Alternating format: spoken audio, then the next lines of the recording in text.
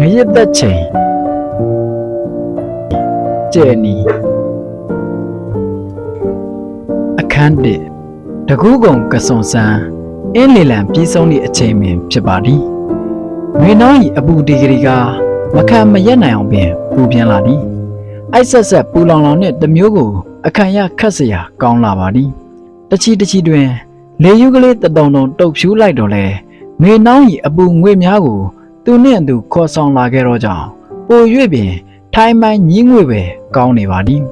။ကိုတောင်းစိန်သည်မမိုးရတွေတော့အိမ်ခေါင်ကိုမော့ကြည့်ကမေဥရုကုံဆုံးသွားမည်ကိုတွေးပူနေသည်မေဥရုကုံဆုံးလင်မိုးရတွေရောက်လို့မိုးဖြန့်ဖြန့်ရွာမှဖြင့်မမိုးရတွေတော့အိမ်ခေါင်နှင့်ဆိုရင်မခတ်ပါလားဒါကြောင့်သူကတော့ဒီလောက်ပူပြင်းတဲ့မေဥရုကိုပင်မကုံဆုံးစေခြင်းနေပါဒါပေမဲ့မိုးကြမိုးကလေးတစ်ဖြိုက်နှစ်ဖြိုက်အကြတွင်ငါးတွေမြူးထူးပျော်ပါပြီးချောင်းမကြီးမှာချောင်းလက်သက်ကလေးတို့တက်ကအရွေ့လိုက်ပြီးငရစ်သက်ချိန်ကိုလည်းမြန်မြန်ပဲရောက်စေခြင်းနေပါလေသည်ဒီလိုငရစ်သက်ချိန်မှာချောင်းလက်သက်ကလေးအဝမှာပိတ်ဆို့ဖမ်းလိုက်ရရင်ဥတွေနဲ့ဖောင်းနေတဲ့ငါးများကိုတော်တော်များများရှားရသည်အထူးသဖြင့်ငပတ်ကြီးတွေ၄-၅ကောင်စုပြုံပြီးအရွေလိုက်နေစဉ်စောင်းနဲ့အုပ်ပြီးဖမ်းရတာတိတ်ကိုပျော်ဖို့ကောင်းပါတယ်ဒါကြောင့်ငရစ်သက်ချိန်မိုးကြအချိန်ကိုလည်းမြန်မြန်ပဲရောက်စေခြင်းနေပါလေသည်။အော်ခက်လဲခက်လိုက်ပါတဲ့ကိုတောင်းစိန်ရဲ့အင်ခေါင်မမိုးရတဲ့၍မေဦးတို့ကိုလည်းမကုံစေခြင်းနေပါဘူးတဲ့။ဒါပေမဲ့ငရစ်လှုပ်ချင်လာလို့ငရစ်သက်ချိန်ဖြစ်တဲ့မိုးကြအချိန်ကိုလည်းမြန်မြန်ပဲရောက်စေခြင်းပါတဲ့။တဘာဝဓမ္မကပြတ်သားခြင်းမရှိတဲ့ကိုတောင်းစိန်ရဲ့အလိုကိုဘလို့လုပ်ပြီးဖြစ်နိုင်မှာမလဲကွယ်။မေဦးတို့ကသူတစ်ပါးအင်ချောင်းတဲ့စွန့်စွန့်စားစားနဲ့ဖားခိုးဆွဲခဲ့တဲ့အတွက်စားစားတောက်တော့အပြင်ငွေဘိုးငွေရှံကလေး90တော့ရှိပါ၏ဒီငွေကလေး90နဲ့တက်ငယ်ဝယ်ပြီးအိမ်မိုးပြစ်လိုက်ရင်ငရစ်သက်ချိန်ရောက်တော့သူငရစ်လို့ရတော့မည်မဟုတ်ငရစ်လို့ရတာကာပေမဲ့ငွေမကုန်ဘဲနဲ့မပြီးအစိုးရမင်းများကငရစ်ကိုလောက်ခွင့်မပြုပါငါးများဥနေစဉ်အချိန်ဖြစ်၍ဒီဥနေတဲ့ငါးတွေကိုဖမ်းခွင့်ပြုလိုက်ရင်ငါးမျိုးသုံးသွားမှဆိုးတဲ့အတွက်လောက်ခွင့်မပြုခြင်းဖြစ်သည်ဒါကိုသူတို့ကရှိတဲ့ငွေတွေနဲ့လောက်ခွင့်ရအောင်ကြံဆောင်ရမည်ဖြစ်သည်နီလန်းကတော့လွယ်ပါသည်အင်းအင်စပက်တာနဲ့စကားတိုးကြိတ်ပြီးလက်လိတ်ထိုးငွေကလေးစွတ်လိုက်ကကိစ္စပြီးနိုင်သည်တို့တော့ကိုတောင်းစိန်တို့ကိုယ်တိုင်အင်းအင်စပက်တာနဲ့တိုက်ရိုက်ဆက်တွေ့ရတယ်မဟုတ်ပါအင်းအင်စပက်တာထမ်း၌ချောင်းရိုးကြီးတစ်ခုလုံးအတွက်ခြုံ၍ဝယ်ယူနိုင်လောက်အင်အားရှိသူကဆက်တွေ့ခြင်းဖြစ်ပါသည်ထို့ထံမှတဆင့်ချောင်းလက်သက်ကလေးများကိုကိုတောင်းစိန်တို့ကပြန်လည်ဝယ်ယူရခြင်းဖြစ်သည်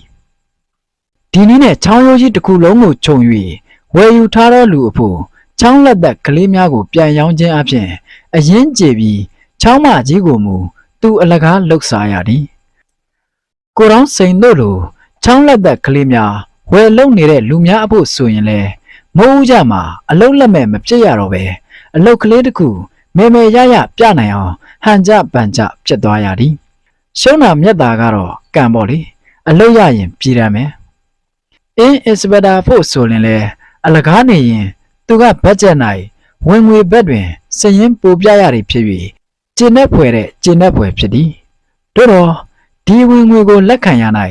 အင်းအစ်စပတာသည်အထူးပင်သတိထားပြီးလက်ခံရပါသည်အကြောင်းမူကားသူနှင့်မတည့်သူများကအထက်အရာရှိထံပေါက်ပေါက်ရောက်ရောက်တိုင်ကြားကကိစ္စများနိုင်သည်ဖြစ်တော့ကြောင့်ဒီဒါပေမဲ့တန်ဃာလုံသားနှင့်ပတ်သက်လင်လက်ပင်မကဟိုးအထိမြင်ထား၍နောဧကနောနေတော့အင်စပက်တာဒီစ၍ငွေပေးငွေယူစကားပြောကြတဲ့ကကာကွယ်ရေးအစီအစဉ်များကိုကြိုတင်ပြုလုပ်ပြီးဖြစ်နေပါသည်ထိုချောင်းမကြီးကိုဝယ်ယူမိသူကအချိန်တန်လင်တရားခံတယောက်ရှာပေးရန်တာဝန်ယူရသည်အချိန်ရောက်လင်သူကငရစ်ခိုးလုံမှုဖြင့်ထိုတရားခံကိုရုံးတင်တရားစွဲဆိုလိုက်သည်ရုံးတော်မှစစ်ဆေးပြီးပြီးဒဏ်ငွေတက်လိုက်သည့်အခါတွင်အင်းအစ်စပတာမင်းကသူစားထားသောငွေများထဲမှထုတ်နှုတ်၍ထိုမဖြစ်စလောက်ဒဏ်ငွေကိုတရားခံအားပေးဆောင်စေသည်ဒီနည်းဖြင့်အထက်အရာရှိများအမြင်၌သူသည်ငရစ်ခိုးလုပ်သူများကိုစ조사ထောက်လန်းကပြင်းပြင်းထန်ထန်အရေးယူနေသူတယောက်အဖြစ်အထင်ရောက်စေတော်သည်။ကဲဘ လောက်တော်တဲ့အင်းအင်စပတာမင်းပါလေဒီနှစ်တော့ကမြောက်ချောင်းမကြီးတစ်ခုလုံးအတွက်ငရက်လှုပ်ရှားခွင့်ရရန်ကိုလေးဖိုးကွန်ကအင်းအင်စပတာအားငွေ400ပေးပြီးကြောင်းကိုမနေ့ကကိုလူမောင်သူ့အားပြောသွားသည်ဤသတင်းကြားပြီးတဲ့ကသူတိတ်ကိုစိတ်ကူးရင်နေသည်သူကြစ်ကြစ်ပအောင်လှုပ်ထားသောငွေကလေး90နဲ့ကိုလေးဖိုးကွန်ထံမှကမြောက်ချောင်းမကြီးချောင်းလက်သက်တစ်ခုဖြစ်တော့ကျုံးဘက်ချောင်းကလေးကိုဝယ်ယူမည်ဟုသူကြံစီထားသည်ဒါကြောင့်မိုးရာရီနီးလျက်နဲ့အိမ်ခေါင်ကိုမမိုးပဲထားခြင်းဖြစ်သည်ဒါကြောင့်ပင်အိမ်ခေါင်ကိုမမိုးရာရီပဲနဲ့မိုးကြအချိန်ကိုမြန်ရောက်စေခြင်းနေခြင်းဖြစ်သည်ငရစ်လောက်ရ၌မိုးနှင့်ရေအစင်သင့်လင်ငါးများအရန်တက်၍ဖောဖောတည်တည်ရတတ်သောကြောင့်သူငရစ်လောက်ရန်စိတ်အားထက်သန်နေခြင်းဖြစ်သည်ဒါပေမဲ့ရှင်းနှင်းမှုအစင်မတင်ပဲနေ့စဉ်ရက်ဆက်နေပူပြီးရွာမဲ့ရွာတော့တဲမဲနဲ့မဆဲအောင်ရွာချ၍တချီရဲနဲ့ကွင်းမြုပ်သွားသည့်အခါတွင်မူငါဟင်းစားလောက်တာကျင်းနေပြီးပြန်ခဲ့ရ၍ခွက်လန်ရသည့်အခါနှင့်လည်းကြုံတတ်သည်ထို့ကြောင့်အရှုံးအမျက်မှာတဘာဝဓမ္မဘော်တွင်လည်းလုံးတည်နေသည်ဖြစ်၍ကံကိုယ်တာပုံချထားခြင်းမှာမမားလာပါရှုံးခြင်းရှုံးမျက်ချင်မျက်သူကတော့ငရစ်ကိုလှုပ်ရမှာဖြစ်မည်သူတို့ရက်ရွာ၌ဒီအချိန်ဒီအခါမှာဒီအလောက်တာအလောက်ကောင်းရှိသည်ဖြစ်၍လှုပ်ဖြစ်အောင်လုပ်ရမည်ညကသူ့ဇနီးတဲ့မဲစိန်ကိုတိုင်ပင်တော့မဲစိန်ကလည်းတဘောသူသည်အနုအညွတ်ထောက်ခံသည်ကိုလူမောင်ကသူလဲချောင်းလက်သက်တစ်ခုဝယ်မည်ဟုပြောသွားသည်ဒါကြောင့်ယနေ့ပင်ကိုလူမောင်ကိုခေါ်၍ကိုလေးဖိုးကွန်စီတွား၍စကားပြောမည်သူသည်ချက်ချင်းပင်ထရက်လိုက်၍လုံကြီးအောင်တစ်ထည်ကိုခေါင်းပေါင်းနေစဉ်မှာပင်ပြင်းပွဲရာဖုံးတော်ကြီးကျောင်းမှာနေ့လယ်မွန်းတဲ့ချိန်ရောက်ပြီဟုတော့အထိတ်အမှတ်ဖြင့်စီကြီးကို12ချက်တိတိရိုက်ခတ်လိုက်သည်သူသည်လုံကြီးအောင်ကိုခေါင်းပေါင်း၍ပြေးသည်နှင့်တပြိုင်နက်အိမ်မော်မှခုံဆင်းလိုက်ကာကိုလူမောင်တို့အိမ်ဘက်သို့ထွက်ခဲ့၏ကိုလူမောင်ကသူ့အိမ်ကလေးထဲ၌ခြေပြစ်လက်ပြစ်နှင့်အိမ်မောကြနေ၏သူသည်အိတ်နေတော့ကိုလူမောင်၏ဘေး၌ဝန်ထိုင်မှုတစ်မတစ်ချိန်ဆနေ၏နောက်ဆုံး၌နှိုးမြည်ဟုဆုံးဖြတ်ကာကိုလူမောင်ဟုခေါ်ရင်ကိုလူမောင်၏ကိုကိုပုတ်၍နှိုး၏အတော်ကြီးကြောင်နှိုးမှကိုလူမောင်နိုးလာကမျက်လုံးဖွင့်ကြည့်ပြီးနောက်ပြန်ပိတ်၍အိပ်သူသည်ထပ်မံ၍နှိုးရကောင်းမလားဒီအတိုင်းထိုင်နေရမလားဟုမဝေခဲနိုင်ပဲတွေးဟစိတ်ဖြင့်ချီတုံချတုံဖြစ်နေသူကစိတ်အားပြော့၍လူတစ်ဖက်သားအလွန်အားနာရသူဖြစ်ကိုလူမောင်လိုရင်းနှီးသည့်လူတစ်ယောက်အားအဲ့ရမှနှိုးဖို့အရေးနိုင်ပင်ပြက်သားဆုံးဖြတ်နိုင်ခြင်းမရှိပဲချီတုံချတုံလုပ်နေသူချီတုံချတုံဖြစ်နေစဉ်မှာပင်ကိုလူမောင်ဒီအလိုလိုနိုးလာကမျက်လုံးကိုဖွင့်ကြည့်ပြီးနောက်အော်တောင်းစိမ်ပါလားရှောင်းနေတာအတော်ကြာသွားပြီလားဟုမေးကထထိုင်၏ဟုတ်ကဲ့တော်လေးကြာသွားပြီခမ ्या ကိုနှိုးတော့မျက်လုံးဖွင့်ကြည့်ပြီးပြန်အိတ်နေတာနဲ့ကျွန်တော်လည်းထိုင်နေတာပဲအေးကွာညကအိတ်ရေးပြတ်တာနဲ့တော်လေးအိမ်မောကျသွားတယ်ထင်ပါရဲ့ခဏနေအောင်ကွာမျက်နှာတက်လိုက်အောင်မယ်ကိုလူမောင်ဒီ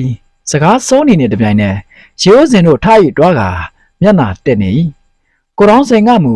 ညအလုံးမရှိပဲနဲ့ညကအိပ်ပြက်လို့ဟူတော့ကိုလူမောင်၏စကားကိုစဉ်းစားနေသူပဲများသွားပြီးဘာလို့နေပါလဲဟူ၍ညံမီရမြစစ်တမ်းထုတ်ကြည့်တော့လေနိစ္စတော့အဖြေကိုမရ၍လက်လျှော့လိုက်ရတော့၏ထို့နောက်သူ့မျက်လုံးများသည်ကိုလူမောင်၏အိမ်တွင်သို့အနှံပြလှဲ့လေကျက်စားနေကိုလူမောင်အိပ်ရာမှဖြာဟောင်းတစ်ချက်ကိုခင်းထား၍ဖြာပေါ်မှအစွတ်မရှိတော့ခေါင်းအောင်ကဂျေးများဖြင့်မဲနှက်နေတော့ချုပ်ရိုးမှာအနှဲငယ်ပြဲနေသည်ဖြင့်လေလဲမှုများအပြင်တို့ထွက်ပြူနေအဲ့ရဘေးတွင်မူလုံကြီးဟောင်းတစ်ထည်မှာခါမှချွတ်ချထားသည့်အတိုင်းပုံလျက်သားကလေးရှိနေတာတစ်ထည်ကတော့ခြေရင်းဘက်တွင်အလျားလိုက်အညောင်းဆန့်နေပိုက်ချရာ၌ဝစ်စင်တော့အဖာယာဗရပြစ်နှင့်အင်ကြီးစုပ်တစ်ထည်မှာမူအဲ့ရထက်ရှိဝလုံးသမ်းပေါ်တွင်တင်းတင်းရင်ရင်ညီညီညာညာလှမ်းထားခြင်းမျိုးမဟုတ်ပဲဖြစ်ကြတဲ့ဆန်ထိုးတင်ထားတယ်လို့တွန့်ရရွံ့တွဲရဲကြနေအစတစ်ဖက်မှာသုံးပုံတစ်ပုံခန့်သာကြနေသည်ဖြင့်အားချင်းမညီမျှတော့ကြောင်အောက်တို့ခုံချမိပုံပေါ်နေသူ့မျက်စိများသည်အဲ့ရမှမိဖို့ဘက်စီတို့ရောက်နေကြပြန်အမှန်ကတော့အိတ်ခမ်းမိဖို့ကံဟူ၍ခွဲခြားကာယထားခြင်းလည်းမရှိပဲပေ60ပတ်လည်းရှိသဲအိမ်ကလေးတွင်ခေါင်းရင်းဘက်၌အိတ်ရာ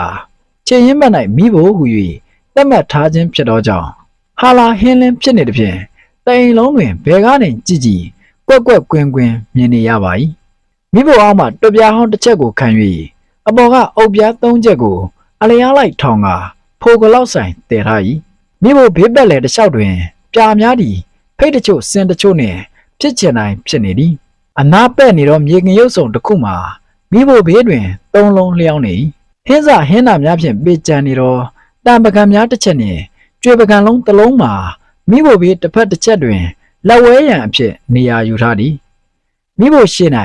မြေထမင်းအိုးတစ်လုံးသည်ကြီးများထိုးထုတ်ထားသည့်ပုံဖြင့်အဖုံးကအောက်ကျနေသောထမင်းလုံးများသည်ပြန့်ကျဲနေသည်အင်ရှင်မမရှိသဖြင့်ဤမြအထိပြစ်စလက်ခတ်နိုင်လာသောကိုလူမောင်၏အခြေအနေကိုလက်တွေ့မြင်ရသောကိုတောင်းစင်ကကိုလူမောင်အားတနာနေမိသည်ကိုလူမောင်သည်မျက်နှာတစ်ပြေး၍ဝင်ထိုင်ကမီးမွေးလေ၏ကိုတောင်းစင်ကတော့ကိုလူမောင်လုံးသမျှကိုသာထိုင်ကြည့်နေမိတော့လျင်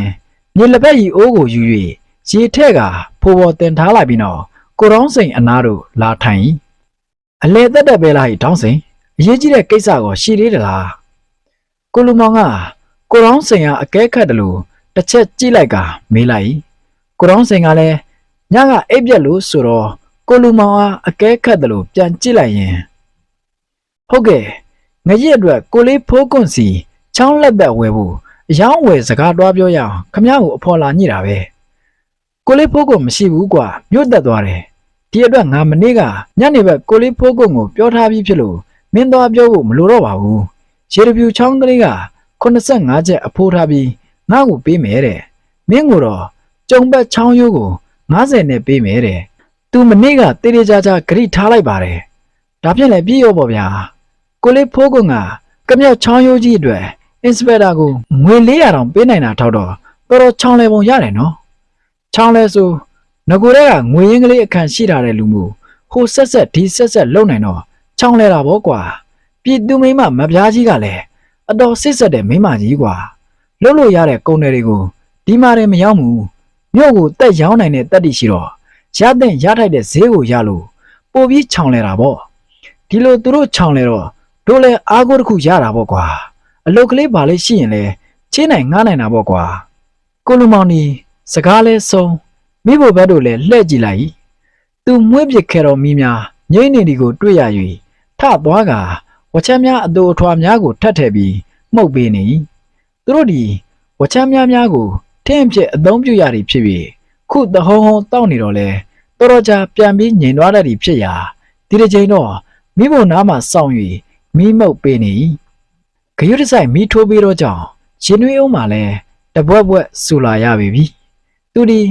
မိဖို့နားမှာစီကရက်တန်ဘူးအဟောင်းကလေးကိုဆွဲယူ၍အဖုံးဖွင့်ကလက်ဖက်ချောက်တစ်ခါခက်လောက်ကိုနှိုက်ယူပြီးနောက်ရင်နှွေးဦးတဲ့ထက်ခတ်လိုက်နောက်အတန်းချောင်းနှက်ထားပြီးမှရင်နှွေးဦးရောအောက်ခံကရွတ်ကိုပါဆွဲယူပြီးကိုတောင်းစိန်အနာလာချလက်ဖက်ရည်ပကန်းနှလုံးကစောစောကပင်ကိုတောင်းစိန်အနီး၌ရှိနေတောက်ဟိတောင်းစိန်ဒီလိုပူအိုက်တဲ့ຢာဒီမှာလက်ဖက်ရည်ချမ်းနဲ့အလိုက်ဆုံးပေါ့ကွာပူပူကလေးမှုတ်တောက်လိုက်ရရင်တောက်ရင်နဲ့ချွေးကလေးပြန်လာပြီးသူ့ချွေးနဲ့တူတကိုယ်လုံးအေးနေတာပဲလူလဲတခါတည်းကိုလန်းလန်းဆန်းဆန်းဖြစ်သွားတာပေါ့အဲ့ဒီနောက်လက်ဖက်ရည်တောက်ပြီးလို့ပါဇက်ထဲဖန်တန်တန်အရသာလေးဆွဲနေတဲ့အခါမှာအကွက်ကိုလဲပြီးအနှံကလေးကိုချင်နေတဲ့ကွမ်းရဆေးကလေးများငုံလိုက်ရရင်တော့ဟေးဘာပြောကောင်းမလဲလောကကြီးကိုအမစ်ပေါ့ကိုလူမောင်ကအားရပါရမြင်းမြင်းရှက်ရှက်ကြီးပြောနေသည်ကိုကိုတောင်းစင်ကပြုံးရတာနားထောင်နေရမှာလက်ဖက်ရည်အိုးကိုဆွဲယူလိုက်၍လက်ဖက်ရည်ပကန်းနှလုံးစလုံးထဲသို့ငှဲ့ထည့်ရင်နေပါအောင်ကိုလူမောင်ခမည်းစောစောကပြောတဲ့စကားမှာညကအိပ်ပြက်လို့ဆိုတာညကခမည်းကဘာလုပ်နေလို့ကိုတောင်းစင်ကစစ်မေးလိုက်တော့စကားကိုတဘောကျသွားသလိုကိုလူမောင်ကပြုံးကြီးလုံနေကြီးလုံနေရမှာဟီးဟူတမင်ဖြစ်ညစ်ရဲချလိုက်ကညကလားညကလေအဟီဟာကွာမင်းပြောလို့မဖြစ်ပါဘူးကိုလူမောင်ကဆက်ပြောတော့မလို့နဲ့နောက်ဆုံးဆက်မပြောတော့ပဲဈေးကင်ထားလိုက်ကလက်ဖက်ရည်ပကံကိုသာဆွဲယူပြီးတရှူးရှူးမှုတ်တောင်နေသည်ဖြင့်ကိုတောင်းစိန်မှာပို၍တိကျင်စိတ်ပြင်းထန်လာ၏ကိုလူမောင်ညကအိပ်ပြက်ချင်း၌ထူခြားသောအကြောင်းအရင်းရှိရမည်ဟုလည်းစိတ်ဝင်စားလာ၏ပြောစမ်းပါဗျခမည်းကလည်းကျွန်တော်ဘယ်တော့မှပြန်မပြောပါဘူး နို့ပြီးခမည်းနဲ့ကျွန်တော်ဟာလှုပ်ဖို့ကင်ဘက်တိုင်မင်မော်တိုင်မင်ဘက်တွေပဲမဟုတ်လားဗျာကိုရောင်းစိန်စကားကိုကြားရတော့အခါ၌မူလကပင်ဖိုးပြောခြင်းဖြစ်နေတော့ကိုလူမောင်မှာထပ်မံ၍ဈေးကင်မနေတော့ပဲတောက်၍ကုံသွားတော့လက်ဖက်ရည်ပကံကိုပြန်ချကာအတစ်ထက်ငဲ့ရင်အေးပါကွာငါကလည်းချက်ချင်းဖွင့်ပြောရမှာရှက်တယ်လို့ဖြစ်နေလို့ဟန်လုံနေတာပါမင်းကိုတော့ဖွင့်ပြောမှာပါပဲဒီလိုလေငါမှငါတယောက်တည်းမို့အလောက်ကတစ်ဖက်အိမ်မှာချက်ရပြော့ရတာတစ်ဖက်နဲ့ဘလောက်ကတိလျာဏဖြစ်နေတယ်ဆိုတာမင်းမျက်မြင်ပဲမဟုတ်လားအိမ်တော်ကိုထိန်းသိမ်းမဲ့အိမ်ရှင်မမရှိလို့ငါရှာရမြဟာအိပ်ပေါက်နဲ့ဖားကောက်တယ်လို့ဘာမှအဖက်မတင်ဘူးကွာနောက်ပြီးအခုတလောငါမှတယောက်တည်းနေလာရတာဟာတာတာပေါ့ပြက်ပြက်နေမှုမိမယူကျင်တဲ့စိတ်တိတ်များနေတယ်ကွာကိုလူမောင်ကြီးစကားကိုခိတ္တရန်သားလိုက်၍လက်ဖက်ရည်ပကံကိုဆွဲယူလိုက်ကအလော30တောက်နေပြန်၏ဤတွင်ကိုလူမောင်၏စကား၌စိတ်ဝင်စားနေတော့ကိုတောင်းစိန်ကလည်းလက်ဖက်ရည်ပကံကိုလှမ်းယူ၍မော့ချလိုက်ပြီးနောက်နှစ်ပကံစလုံးထဲသို့ပြန်ငှဲ့ထည့်ရင်နေပါဦးဗျာခမည်းမိမလိုချင်နေတာနဲ့ညကအေးရေးပြက်တာနဲ့ဘာဆိုင်လို့လဲဟာဆိုင်မတော့ကောကွာမင်းကတိတ်လောတာကိုအခုဟာကညကိုအိပ်ပြက်တဲ့ဇက်လန်းရောက်ပနာမပြိုးနေတာကွာအဲ့ဒါဘယ်လိုနဲ့ယူရကောင်းမှမလဲလို့လိုက်ကြည့်တာတောင်ပိုင်းကမုတ်ဆိုးမှဖွားသက်ကိုတွားတွေ့တယ်ကွာကိုလူမောင်ကြီးစကားကိုရက်ထားလိုက်၍ကိုတောင်းစိန်ဟာစိတ်မလုံးသလိုလှမ်းကြည့်ကအကြောင်းမဲ့တက်တက်ရဲလိုက်ကိုတောင်းစိန်ကလည်းမုတ်ဆိုးမှဖွားသက်ဟုကြားလိုက်ရ၍အတော်အံ့ဩနေမဖွားသက်၏လင်ဆုံးဒီမှာတလကြော်လေးရှိနေ၍6နှစ်အရွယ်သားကလေးတစ်ယောက်ကြံရည်ထို့ကြောင့်ရှစ်ဆက်မြစ်ဇက်လန်းကိုပို၍စိတ်ဝင်စားဖွယ်စောင့်မျှော်နေသည်ဖွားသက်ကိုစိတ်ကူးမိတယ်ဆိုရင်ပဲအရှိကြီးစိုင်းမနေတော့ပဲဖွားသက်အိမ်ကိုခဏခဏသွားပြီးခါတိုင်းတဲ့လူချင်းရင်းနှီးအောင်နေရာကတချီမထိတတိကလေးပြောနေပေါ့ကွာနေလာလိုက်တာလွန်ခဲ့တဲ့10ရက်လောက်ကမှငါပြောင်းဖွင့်ပြောတာပဲဖွားသက်ရင်နေ့မှအားကိုးရတဲ့ယောက်ျားတနာမရှိလို့သားလေးတစ်ယောက်နဲ့ဒုက္ခရောက်နေတာငါမကြည့်ရနိုင်ပါဘူးဟဲ့ငါမှဆိုရင်လေအိမ်အောင်ထိန်းသိမ်းမဲ့အိမ်ရှင်မမရှိတော့ရှာရမြအဖက်မတင်မဲ့အလဟတ်သက်ဖြစ်ကုန်လို့အတော်ကတိလင်နာဖြစ်နေရတယ်ဒီတော့တို့နှစ်ယောက်ဟာကန်တူအကျိုးမေးမှုတို့နှစ်ယောက်ပေါင်းလိုက်ရင်ဒီဒုက္ခတွေပျောက်ကုန်မှာပဲအဲ့ဒါနင်ဘလို့တဘောရလဲလို့မေးလိုက်တော့သူကဘာပြန်ပြောတယ်မှတ်တယ်ကိုလူမောင်ကကောင်းကန်းရောက်ခါနီးမှာစကားကိုတမင်ဖြက်ကလက်ဖက်ရည်တောက်နေပြန်တဲ့ဖြင့်ကိုတောင်းစိန်မှာမချစ်မရဲနဲ့စောင့်မျှော်နေရပြန်၏ကိုလူမောင်ကလက်ဖက်ရည်ကိုနှစ်ခွက်ဆင့်တောက်ပြီးမှတွတ်ဇလန်းကိုပြန်ဆက်၏အဲ့ဒါနဲ့ဖွားသက်ကလေသေချင်းစိုးကြီးတဲ့သူများမှလင်းသေးတာတလကြော်ယုံလေးရှိသေးလို့အလွမ်းမပြေနိုင်ရသေးတဲ့ကြားတယ်သူကလာပြီးမိတ်လိုက်ချင်နေရဲ့တဲ့အိုးကွာငါနာတဲ့ကိုစိတ်သွားတာပဲ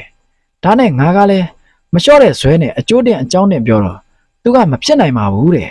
လင်းသေးတာတလကြော်ယုံလေးရှိသေးလို့တော့ကြလူပြောစရာဖြစ်နေမယ်တဲ့ငါကလည်းဇွတ်ပဲဆိုပါတော့ကွာကဲ့ရဲ့ဘာဖြစ်တယ်လဲသူတို့ကဲ့ရဲ့နိုင်လားမတက9ရက်ပေါ့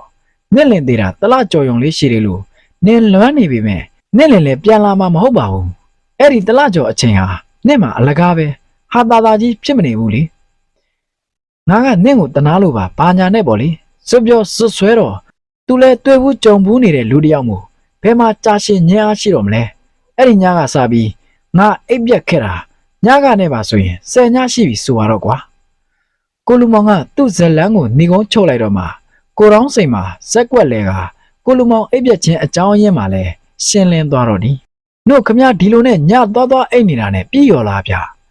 မြန်ဆန်တင်းနေတဲ့ဖြစ်အောင်စီမံလိုက်ပါတော့လားအခုခမရအိမ်မှာကြည့်ပါအောင်အိမ်ရှင်မမရှိလို့ပြစ်စလက်ခက်ဖြစ်ချင်တိုင်းဖြစ်နေတာကိုဟာ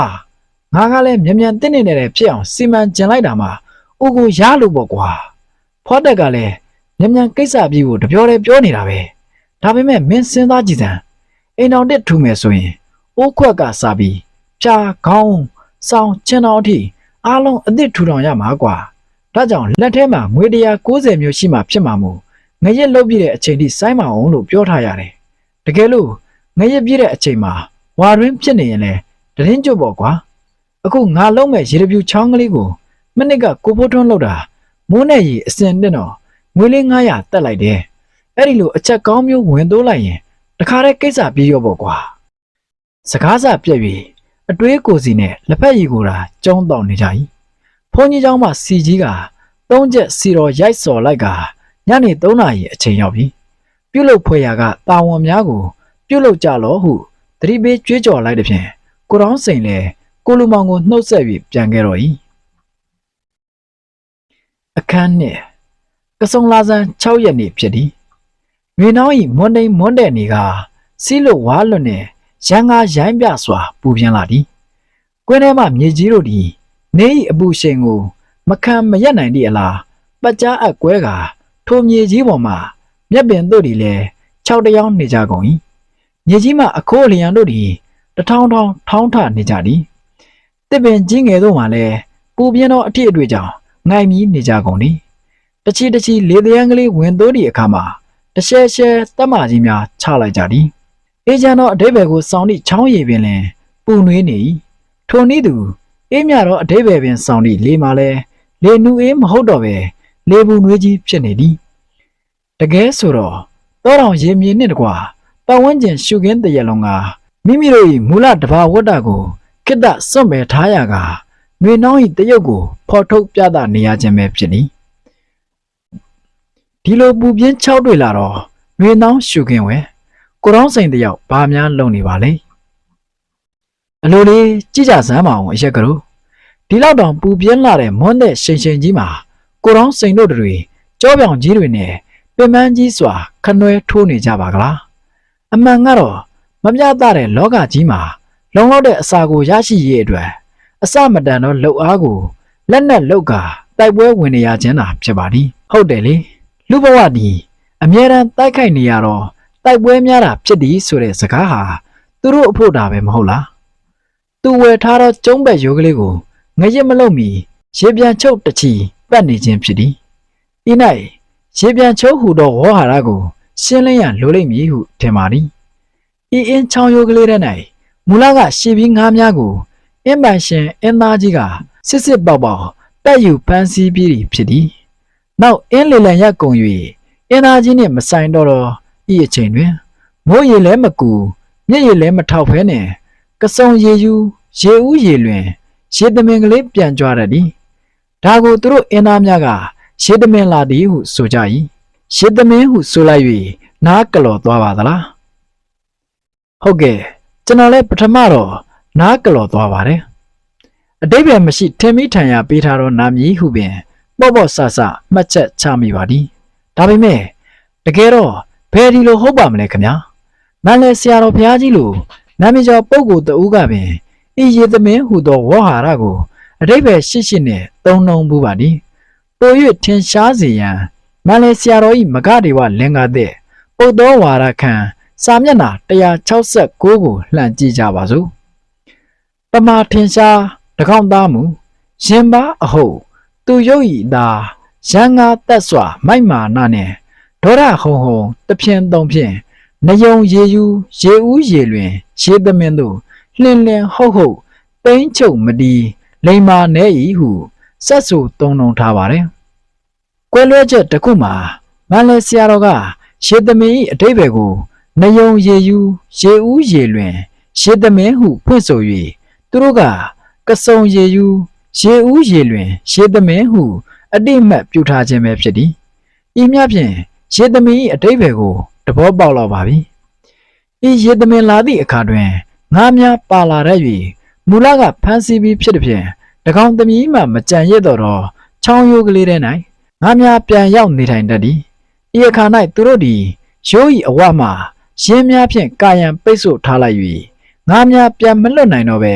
ရိုးထဲ၌ဝဲလည်နေစဉ်သူတို့သည်ရိုး၏အဝမှရှင်စေးများမြေကြီးများဖြင့်အသေးပိတ်ဆို့လိုက်ကြ၏ဒါကိုတမန်တုတ်သည်ဟုခေါ်၏ထိုအခါရိုးနှင့်ချောင်းမကြီးသည်အဆက်အဆက်မရှိတော့ပဲတမန်ဖြင့်ခြားနာနေစဉ်ရိုးထဲမှရေများအားတမန်ကိုကြော်လွှားကာချောင်းမကြီးတဲ့တို့ပတ်ထုတ်၍ရေကုန်သောအခါငါးများကိုဖမ်းယူကြ၏ဒါကိုသူတို့ကရေပြန်ချုပ်လုပ်သည်ဟုဆိုကြ၏အမှန်က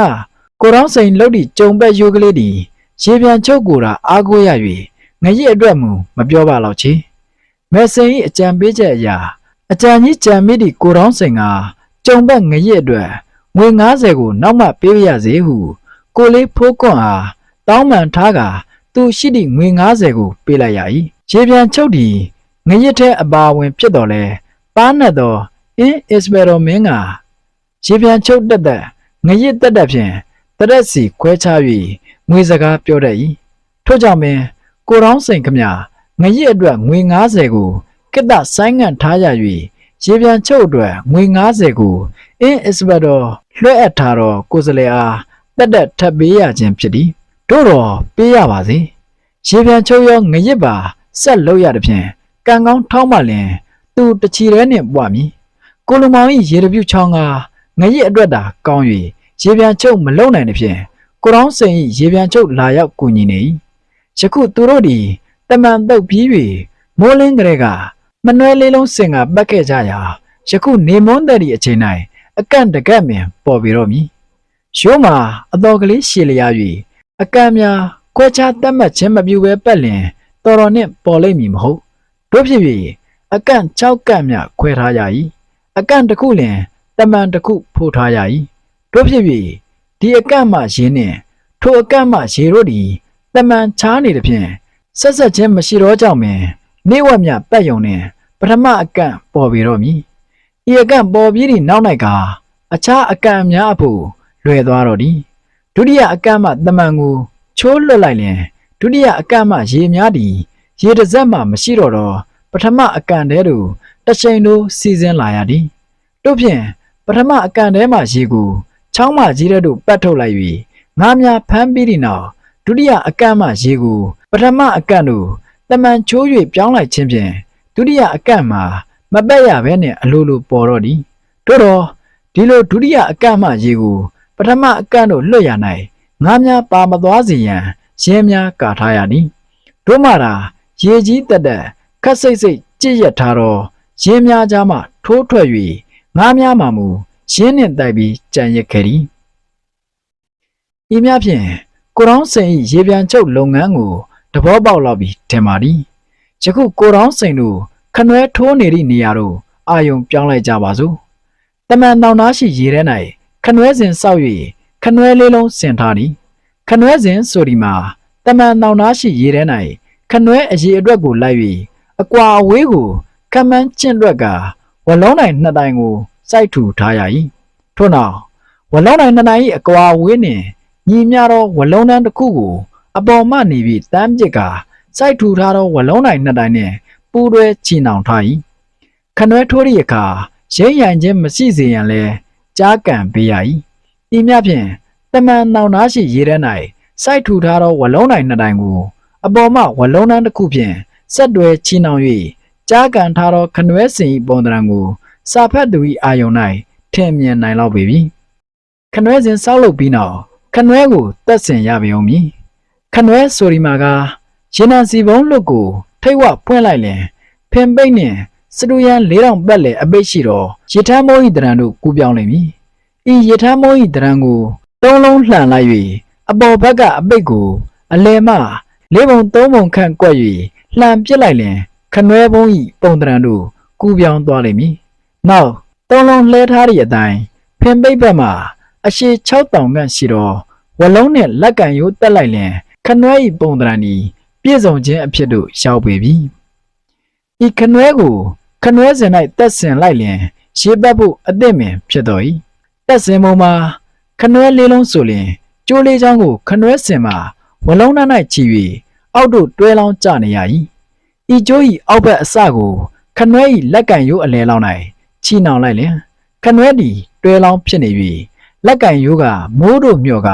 ခနွဲပုံးမှမူရေထဲ၌စောက်ထိုးကျနေလိမ့်မည်ဤခနွဲစဉ်နောက်၌ခနွဲထိုးသူဝါခနွဲဖြင့်ရေကိုပတ်ထုတ်မိသူရက်နေနိုင်ရန်ရိုးကိုဖြတ်၍တစ်ဖက်ကန်းနှင့်တစ်ဖက်ကန်းကိုတရားခင်းထားသည်ဤနည်းဖြင့်ရှေ့မှတမန်အလဲတွင်ရေထဲ၌စောက်လုပ်ထားသောခနွဲစဉ်နောက်ဘက်မှမူကားခနွဲထိုးမိသူသည်တရားပေါ်၌ခြေပွားနှစ်ခုကိုရှေ့နောက်ချ၍ရက်ကခနွဲ၏လက်ကန်ရိုးကိုဆွဲယူလိုက်လင်ခနွဲနှင့်ကျိုးသည်ပကတ်လွှဲတကယ်တို့နောက်ဘက်သို့အလိုက်တဲ့မြောက်၍ပါလာလိမ့်မည်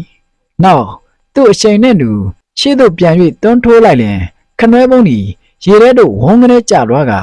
ရေများခတ်ပြီးဖြစ်နေုံများဖြင့်ရှက်မနေသည်ပဲတမန်ကိုကြော်၍မြောက်တက်သွားက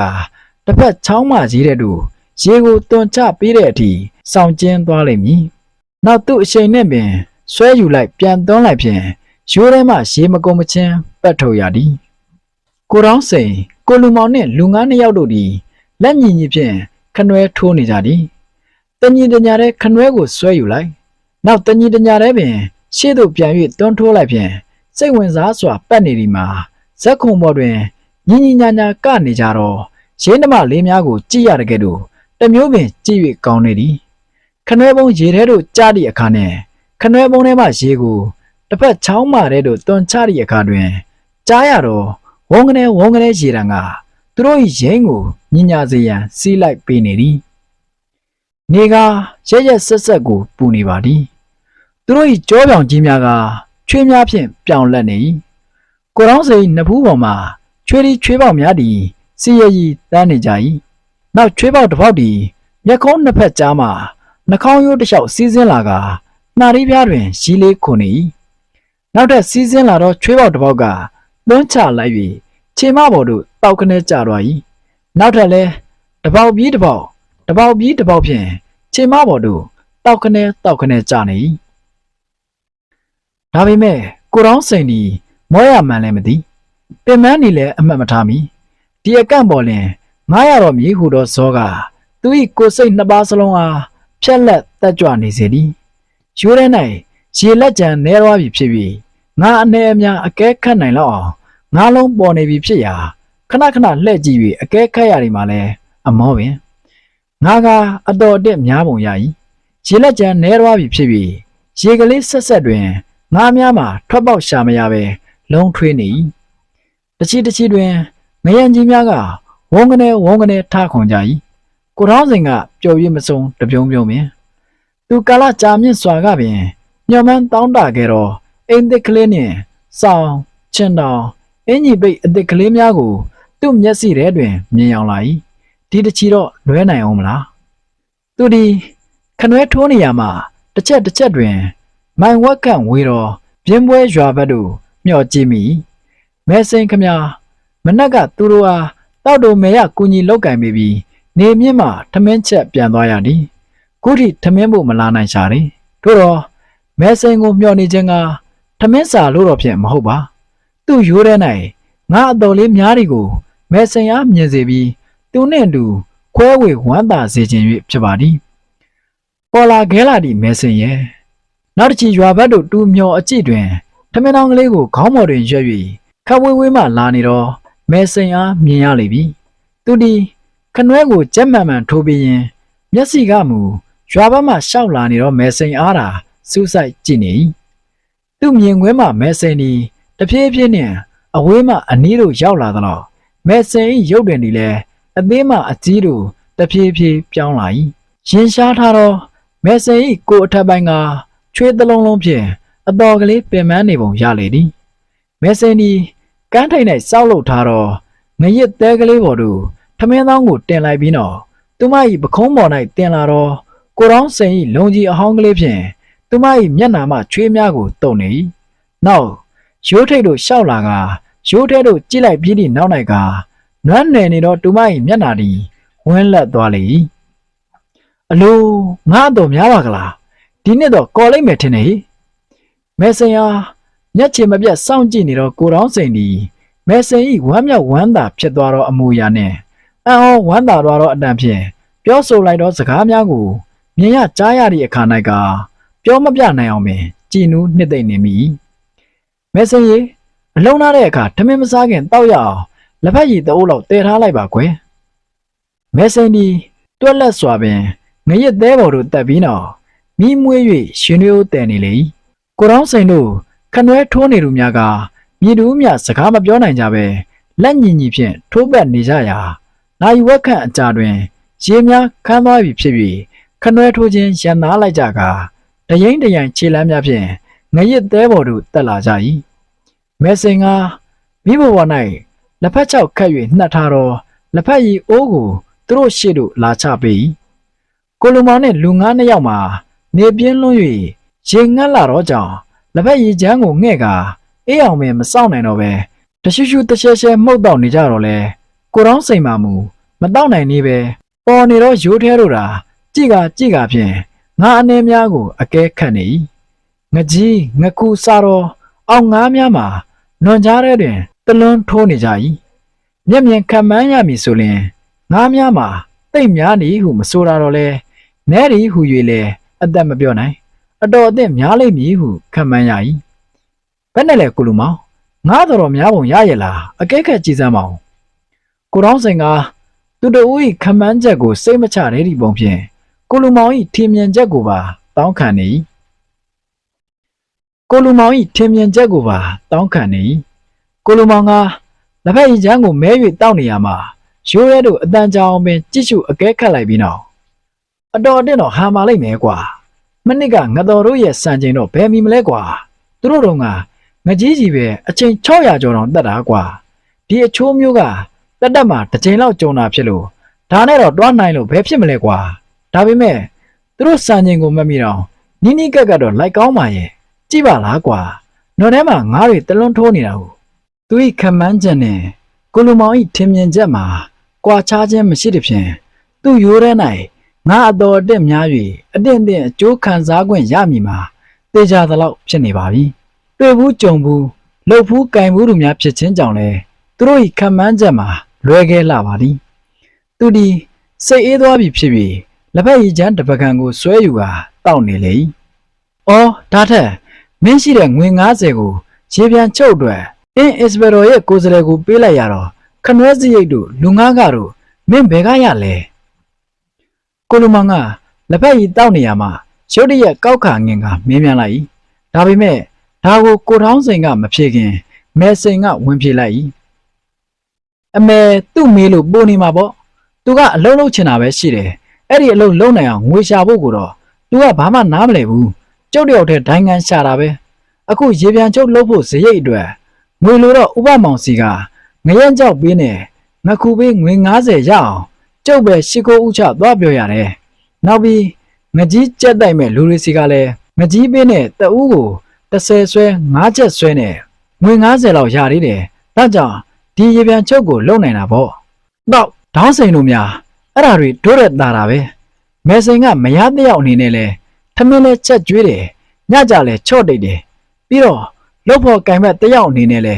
ငွေရှာကြေးရှာရောလောက်ခန်းကင်ကန်းမှာရောကိုပေါ်လောင်ဘက်ရပြန်တော့တိတ်ဟုတ်တာပေါ့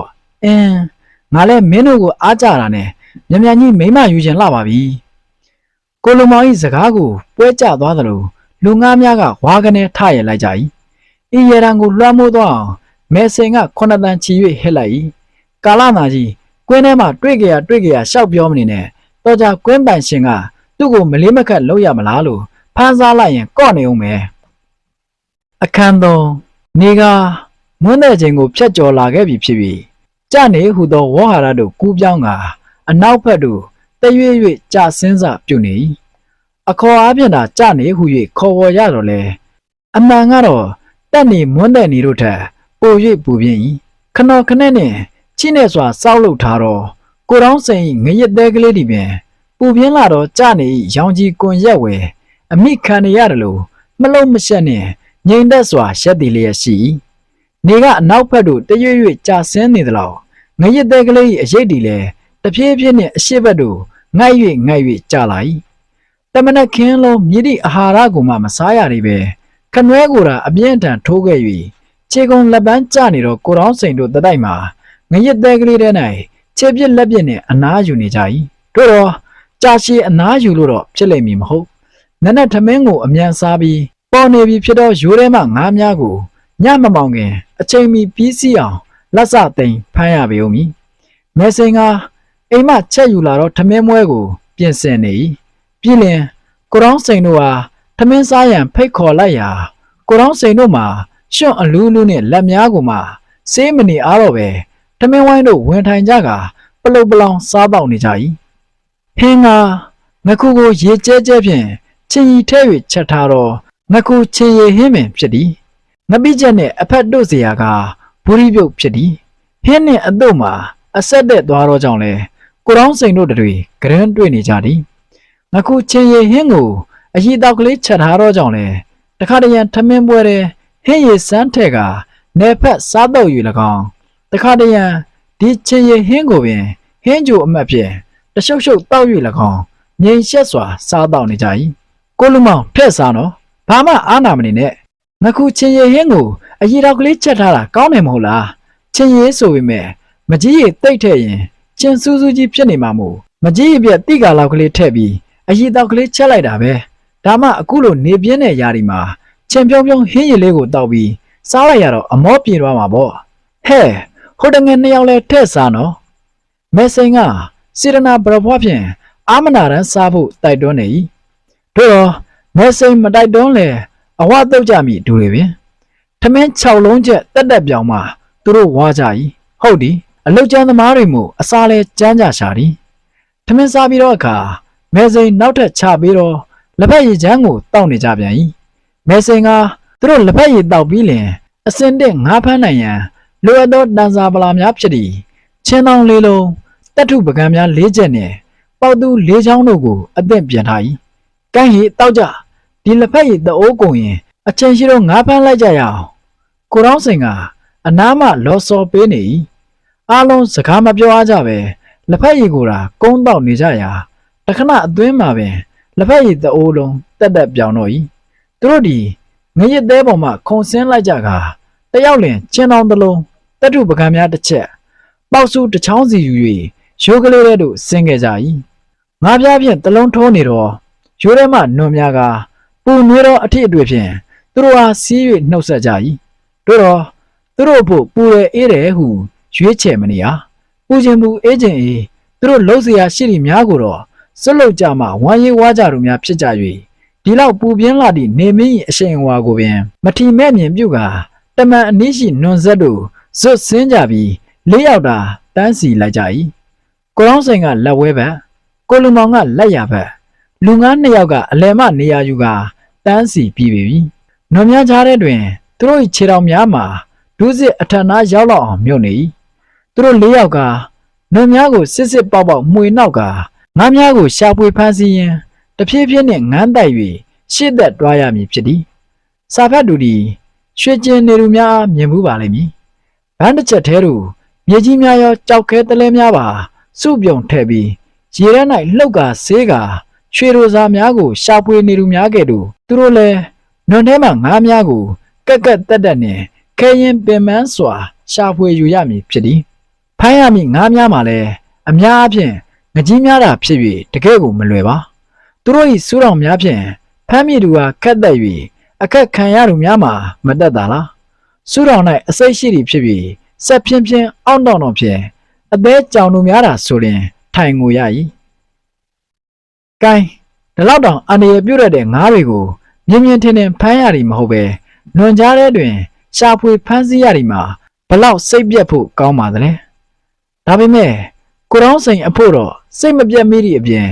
ငားရတော့မှမို့ပို၍ပင်စိတ်အားထက်တန်နေရ၏ငကြီးစူးခြင်းစူးပါစေသူမကြောက်ပါကျင်သားရပြီးဖြစ်တော့ကြောင်တကြောင်ဥပစင်းတပားထံမှငွေစည်းထိုးထား၍ငကြီးအစိတ်လောက်တော့အပြောဟုတဘောထားတော့ကြောင်တကြောင်သူမကြောက်ခြင်းဖြစ်သည်လေးယောက်သာလုပ်ငန်းကိုအစပြုကြ၏ချင်းတောင်းကိုနဘေး၌ချကာတက်ထုပကံများဖြင့်နုံကိုအသာကလေးရက်လိုက်လင်ငကြီးငခုငပြင်းတလက်ငပြေမငရံလုံးစားတော့အောင်ငါးများမှာဖလက်ဖလက်ဟူတော့အတန်ဖြင့်နော်မော်၌ခုံပြန်နေကြ၏အားလုံးထဲ၌ငကြီးကအများဆုံးဖြစ်သည်သူတို့သည်နော်မော်၌ခုံပြန်နေတော့ထိုငါးများကိုတက်ထုပကံများဖြင့်ကက်၍ချင်းတောင်းထဲသို့ထည့်၏အတော်ကြီး၍တက်ထုပကံများဖြင့်ခက်မရတော့ငခုငကြီးများကိုမူပေါက်စူးဖြင့်ခေါင်းကိုပေါက်၍ချင်းတောင်းထဲသို့ထည့်ရ၏ငရံကြီးများကိုမူခေါင်းကိုဒုတ်ဖြင့်ရိုက်ကာဖမ်းဆီးယူရ၏ဟေ့ဒေါင်းစင်ရဲ့မင်းတော့ကော်တာပဲဟိတို့ခမန်းတာတက်တောင်ပိုခြင်းပိုးမယ်ကိုလူမောင်ကငါးများကိုမဲ၍ခတ်နေတော့ကိုတောင်းစင်ဟာလှမ်းပြောလိုက်၏ကိုတောင်းစင်ကမူဘာမှပြန်မပြောပဲပြုံးယုံတာပြုံးပြလိုက်ကာငါးကိုတာတွင်တွင်ခတ်နေ၏တကယ်ဆိုတော့သူလည်းသိပါသည်တက်ထုပကံများဖြင့်နုံကိုရက်လိုက်လင်မယ်ငါးများမှာတကောင်မော်တကောင်ထက်၍နွန်ကြားတဲ့တွင်အလူအယက်တိုးဝိခုံပြန်နေဒီကိုကြည်ချင်အပြင်သူ့ရိုးထဲ၌ငါအတော်များတွေကိုတူတိရပါသည်သူ့မျက်နာကကျဉ်းနှက်ခြင်းတက်ကြွခြင်းဝင့်ကြွားခြင်း အရေးအယောင်များဖြင့်ရှက်တန်းနေငါများခုံကြပြန်ကြတော့ကြောင့်၎င်းငရဲများကိုတုတ်ဖြင့်ရရတော့ကြောင့်၎င်းသူတို့မျက်နှာနဲ့တကိုယ်လုံးမှာရစရာမရှိအောင်ပင်ရွှွတ်နုံများလွင့်စင်ပေးကြကုန်၏အမတ်မဲ့ကြည့်လိုက်လျင်နွန်တဲ့လူးနေတော့ကြွဲကြီးများလားဟုထင်မှားလောက်အောင်ပင်ရဲစရာကောင်းနေ၏ရဲခြင်းလဲရဲကြပြီတော့ကိုတောင်းစိန်တို့ကတော့ငါးပန်းရ၌တာစိတ်ဝင်စားနေသည်ဖြင့်ဘယ်သူကိုမျှဂယုမဆိုင်နိုင်ရောအမှန်ပါကိုတောင်းစိန်တို့၄ယောက်ဒီနွန်များကိုစစ်စစ်ပေါက်ပေါက်မှွေနောက်ကငါးများကိုရှာဖွေခတ်ယူရင်းတဖြည်းဖြည်းနှင့်နွန်များကိုတိုးဝေကရှေ့သို့လာကြသည်ကိုတောင်းစိန်သည်လက်ထဲမှတတ်ထုပကံများဖြင့်မှွေနောက်ချင်းမပြုတ်ရသေးတော့နွန်ကိုရက်လိုက်၍နွန်ကြားထဲမှထိုးထွက်လာတော့ငကြီးတကောင်ကိုတတ်ထုပကံများဖြင့်ဝှေ့၍ခတ်လိုက်၏တတ်ထုပကံများထဲရောက်လာတော့ငကြီးသည်သူ၏ဘေးကိုမမြင်မိသည်ဖြင့်အငြိမ်မနေပဲစုတောင်ကိုကား၍လှုပ်ရမ်းခုန်ပြန်နေရာကိုတောင်းစိန်၏လက်မကိုငကြီးစူးတောင်ဖြင့်ခတ်မိ၏တို့တော့ကိုတောင်းစိန်ဂယုမဆိုင်ပဲငါးကိုယ်သာချမ်းတောင်းတဲ့အရောက်ထဲလိုက်၏ပြီးမှတုလက်မကိုပြန်ကြည့်လိုက်ရာဟတ်သက်ကွဲ၍တွင်းများထွက်နေသည်ကိုမြင်ရ၏သူသည်မရတီအပြုံးမျိုးကိုပြုံးလိုက်ကလက်မနွန်များကိုဖယ်ရှားပြပြီးပါဇက်ထဲသို့ထည့်၍ငုံထား၏မဲစင်ရီတောင်းပြနေပြီဟေ့လာယူလက်သူသည်ငရစ်သေးပေါ်မှမဲစင်အားလှမ်း၍ဟစ်လိုက်၏မဲစင်သည်ဘယ်တော့မှရောက်နေသည်ကိုမသိရသေးတော့အဖော်မိန်းမတယောက်နှင့်ဆင်းလာကငါးများဖြင့်ပြည့်နေတော့တောင်းများကိုလှမ်းယူ၏သူသည်မဲစင်အားကျင်နာစွာကြည့်၍ငါတော့တော်တော်များတယ်မဲစင်ရီတို့တော့ဒီနှစ်အင်္ဂလိပ်ကိုလည်းအတစ်ပြန်စောင့်နိုင်မယ်ချင်တော်ကလေးစောင်းကလေးလည်းဝင်နိုင်ကောင်းပါရဲ့ဒီတစ်ချိန်မှမဝင်နိုင်ရင်ဘယ်တော့မှဝင်နိုင်မှာမဟုတ်ဘူးငါများမှပဲဖြစ်မဲ့တော့ဤချင်တော်ကလေးစောင်းကလေးဝယ်ဖို့တည်းတမိုးတွင်လုံးစားသွားဖို့အရေးကြီးကရှိသေးတယ်သူများလိုဝမ်းစာစဘာထားနိုင်တဲ့လူတွေမဟုတ်လို့မိုးတွင်ရောက်လာမှများကျုပ်ဖြင့်တွေးပြီးကြောက်နေရတယ်အခုရေပြန်ချုံနေငရစ်ကအတော်တက်လို့ကိုပိုင်ငွေရင်းကလေးအ ਨੇ အကျဉ်းလောက်လက်ကင်ထားရင်တော့ဟိုဟာဒီဟာလေးမတောက်တစ်ခေါက်လုံရင်းနဲ့အလင်းမိသွားနိုင်တာပေါ့သူတို့ဇနီးမောင်နှံအပြန်အလှန်ပြောဆိုနေတော့စကားကိုကြားရတော့ကိုလူမောင်ဒီနွန်ထဲမှာငါးများကိုကုန်း၍ခတ်နေရမှာခါးဆန်၍ရက်လိုက်ကဟဟပပရေမောလိုက်ရင်ဒါတွေပူမနေပါနဲ့ဟာမဲစင်ရဒီနှစ်တော့နင်တို့ကြက်ကန်းဆန်အိုးတို့တဲ့ကိန်းဆိုင်ဖို့တေးကြတယ်ငါထင်လိုက်ရင်ဘယ်တော့မှလွဲဘူးလို့လဲညနေအလုပ်သိမ်းရင်တောက်ရအောင်ငါ့ဘို့အရက်တပလင်းသာဝယ်ထားလိုက်ပါငကြီးစူးလွန်းလို့လူတကိုယ်လုံးဖိနေနေကြီးဖြစ်နေတဲ့အတွက်အရက်တောက်ရမှာဖြစ်မယ်ငါတနေ့လုံးကူညီလုပ်နေတာအရက်တပလင်းမကတော့တာမာတယ်ဟာအချိန်မီပြည့်အောင်လာလုပ်ပါတပလင်းမကဘူးတောက်ချင်တဲ့လောက်တောက်ရပါစေမယ်ပြောပြောဆိုဆိုပင်မဲစိန်နှင့်အဖော်မိန်းမတီချင်းနှောင်းကိုတယောက်တစ်ဖက်ဆွဲ၍တမန်ရှိရှိချောင်းမာတဲ့တို့ယူသွားကလှုပ်ခါ၍ဆေးနေနော်များစင်ကြဲ၍ငါးကြီးတက်တက်ကြံရစ်ခဲ့မှာရေထဲ၌ငါးလောင်ရန်ပြုတ်လုထားတော့မြုံထဲသို့လောင်းထဲလိုက်အချိန်ကတဖြည်းဖြည်းရွေလျားလာရာသူတို့ရက်ရွာအခေါ်အပြင်နေဝင်စည်းစာဟုခေါ်တော့အချိန်သို့ရောက်ခဲ့လေပြီကိုတောင်းစိန်တို့တွေလည်းနွန်ထဲမှာငါးများကိုစစ်စစ်ပေါက်ပေါက်နဲ့အိတ်တုံဖားမောက်ဖမ်းဆီးပြီးဖြစ်ပြီးအနားယူရန်ကုန်းမော်တို့တက်လာကြလေပြီပထမတကံမှာလုံးဝပြည့်စည်ခဲ့ပြီဖြစ်ပြီးအနားယူရန်ကုန်းမော်တက်လာကြလေပြီကြံသည့်အကံများအဖို့တက်နေရန်မလိုတော့ပဲတမန်ကိုချိုး၍ရေကိုလှုပ်ကာငါးဖမ်းယုံတာရှိတော့တဲ့ဖြင့်သူတို့၌အတော်ပင်ဝန်းပေါ်သွားလေပြီတနေ့လုံးအပြင်းအထန်လောက်ကင်ခဲ့ရသည့်တန်းကြောင့်သူတို့တကူလုံးမလှုပ်ချင်မရှားချင်လောက်အောင်ပင်ပင်ပန်းနွမ်းနေကြလိမ့်ပြီသူတော့မဲစိန်အသင့်ဝယ်ထားတော့အရက်ပလင်းနှလုံးကသူတို့၏ပင်ပန်းခြင်းကိုဖြေဖြောင်းမဲ့မဟာဩဒရာနတ်ဆေးကြီးပေသည်အရင်ကကိုတောင်းစိန်အရက်တောက်၍စူခဲ့ပူခဲ့ဘူးတော့မဲစိန်သည်ယခုလိုအလုတ်ကလည်းဟန်ပုံပေါ်အလွန်လဲပင်ပန်းနေပုံရတော့ကြောင့်ကိုလူမောင်နဲ့သူ့ချစ်လင်လဲတောက်ချင်တောက်ပါစေဟုသောစေတနာဖြင့်အရက်နှစ်ပလင်းကိုအသင့်ဝယ်ယူထားခြင်းဖြစ်သည်အမည်အတွက်ငခုကြီးနှစ်ကောင်ကိုတစို့ထိုး၍အသင့်ကင်ထားပြီးဖြစ်နေသည်ရေမိုးချိုးပြီးတော့အခါသူတို့သည်ငရစ်သေးပေါ်၌ဝိုင်းဖွဲ့၍ထိုင်ကာအရက်ကလေးတောက်လိုက်ငခုကင်ကလေးမြည်လိုက်ဖြင့်တနေ့လုံးပင်ပန်းခဲ့သည်များအတိုးချဇင်ယူနေ၏တဖြည်းဖြည်းနှင့်နေလုံးပြောက်၍အမောင်ရောက်လာရာကိုတောင်းစိန်တို့ငရစ်သေးကလေးပင်အမောင်ကဝါမျိုးလိုက်ပြီးဖြစ်၍သူတို့၏တနေ့တာဝမ်းရည်တိုက်ပွဲဇလန်းကလေးမှလည်း ပြည်ပုံးကားချ၍ကွဲပြောက်ရလိမ့်မည်တကားအခန်းလေးယနေ့ကမဲစိန်ထမင်းရင်ရှားကိုဖြုတ်၍အင်ကြီးဝစ်စင်တော်နေပေသည်မကားရီထူးထူးခြားခြားတနခါအဖွေးသားကလေးနှင့်ဖြစ်တော်နေလေဖြစ်ပါလေသည်ထို့တော့ကြောက်ပြင်းနှင့်တနခါတုံးသူမ၏အိမ်၌ရှိလို့လိမ့်နိုင်ခြင်းတော့မဟုတ်ပါကိုလေးဖိုးကွန်းရဲ့မိန်းမမပြားကြီးအိမ်မှာသွားလိမ့်ရခြင်းဖြစ်ပါသည်ဟုတ်တယ်လေဒီနေ့ဟာဥပမောင်စီမှာစည်ရင်သွားရှင်းရမယ်နေမဟုတ်လားဥပမောင်လို့လူကုန်တန်းကုန်တယ်ကြီးထံကိုသွားရမှာဆိုတော့တက်တက်ရက်ရက်ဖီးလိန်ဝတ်စားသွားမှဖြစ်မှာပေါ့ကိုရောင်းစိန်ဒီကိုရောင်ကုံဝါတောက်ပစွာဖြင့်တမျိုးပင်ထဲဝါနေတော့သူ့ဇနီးတဲ့အားစူးစိုက်စွာကြည့်နေမိအမြဲပင်ထမင်းရင်ရှားနဲ့မြင်နေရ၍ရိုးနေတော့မဲစင်အားအခုလိုပိတ်အင်းကြီးကလေးဝှ၍တနခါဘဲစားရိုက်ထားသည်အပြောင်းအလဲနဲ့မြင်လိုက်ရတော့အခါသူ့စိတ်ကလေးမှာကြည်နူးလာ၏ရေပြန်ချုံးမှငါအတော်တက်လိုက်၍ဦးမြူးနေရတွင်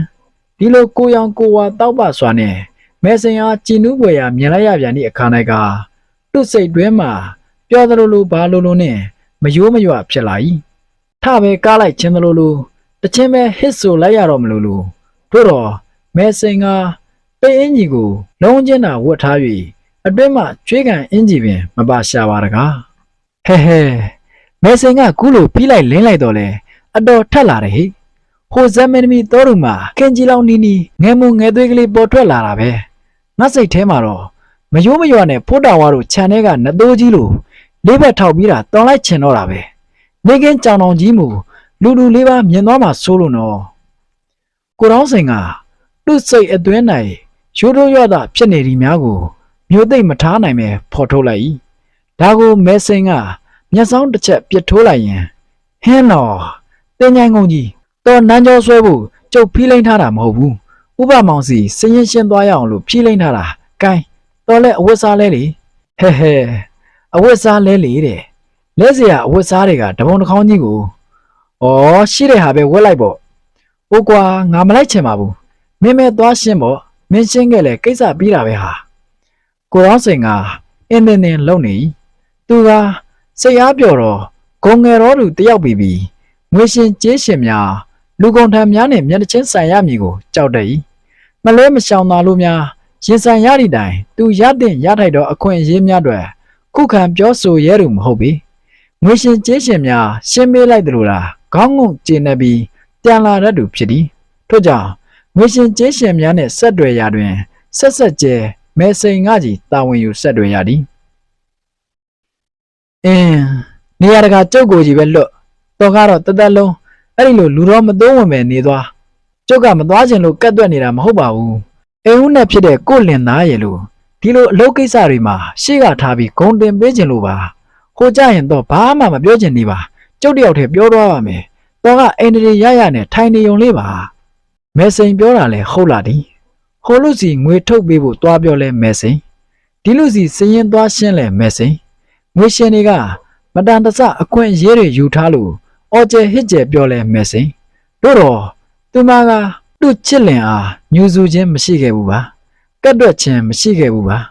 ဒီနေ့လို့သူမတို့အဖို့တကယ်အလောက်ကန်ကြီးဟုခေါ်လောက်ဒီရေပြန်ချုပ်ပြီးဆုံးလို့စရင်ရှင်းရမယ်အခါတွေမှာသူမ၏ချစ်လင်ကိုရှေ့ကထားပြီးဂုံတင်ပေးခြင်းလို့မရရခေါ်နေခြင်းတာဖြစ်ရှာသည်ကိုတောင်းစိန်ကဆက်လက်ညှင်းဆန်ရန်မတတ်နိုင်တော့အေးပါကွာဒီလိုဆိုရင်လည်းလိုက်ပါမယ်သူဒီဒါပဲတာပြောပြီးသူ၏မယိုးနိုင်တော့တပတ်နွမ်းကာကီရှက်လက်တို့ကိုယူဝှ၍မဲစိန်နှင့်အတူလိုက်ခဲ့၏လမ်းလျှောက်လာရင်သူအတွင်းနယ်ချဲမိသည်ဖြင့်မဲစိန်အားစကားပင်မပြောမိငရိပ်ရှေ့တော်ပြေးဖြစ်တော့ရေပြန်ချုပ်ကားပြီးခဲ့လေပြီငါအတော်ကလေးရားလိုက်ပါ၏ငခုနှင့်ငရက်ကြောက်ကိုဥပမောင်တို့၎င်းငကြီးများကိုငကြီးချက်တိုက်သူများအား၎င်းအသီးသီးချိန်ပေးလိုက်ရ၍ဈေးကိုတော့မဖြတ်ရလေဒါကြောင့်သူ့ရိုးမှရသည်ငါအချိန်ကိုတီးပြီးဖြစ်တော့လေငွေဘလောက်ရမည်ဟုကမသိနိုင်နေဈေးဖြတ်ပြီး၍စရင်များရှင်းပြသည့်အခါတွင်မှငွေဘလောက်ရမည်ကိုသူသိရမည်သူကအမြန်ဆုံးသိကြံလာပါပြီနေပါဦးကိုဘမောင်ကိုတို့ချိန်ပေးလိုက်တာငခုကဘလောက်ငရမ်းကြောက်ကဘလောက်လဲကိုတောင်းစိန်ကသူ့ဘေးနားမှာမဲစင်အားရုတ်တရက်လှည့်၍မေးလိုက်၏ကျောင်း၌ကနန်းတင်ချမတင်ဘူးပါပဲနဲ့ မိမတို့ဝါနှုတ်တွင်အလွန်လှည့်မြန်၍တတိကောင်းသောမဲစိန်ကနှုတ်ဆိုင်နေခြင်းမရှိဘဲချက်ချင်းပင်ဖြေချလိုက်၏ငခုက64ဗိတ်တာငရမ်းကြောက်က34ဗိတ်တာအခုပေါက်ဈေးနဲ့ဆိုရင်ငခုကအချိန်100ကို120ဈေးဆိုတော့အချိန်90ကိုငွေ60အချိန်30က12ကျပ်ပေါင်82ကျပ်ကျန်တဲ့4ဗိတ်တာဘိုးက4ကျပ်ရယ်3မက်ရယ်5ကျပ်မက်သင်းရယ်အားလုံးပေါင်း89ကျပ်မက်သင်းရမယ်ငခု64ဗိတ်တာဘိုးငွေ89ကျပ်မက်သင်းကိုခဏမှတ်ထားစမ်းပါအေးငခု64ဗိတ်တာဘိုး89ကျပ်မက်သင်းကဲမှတ်ပြီ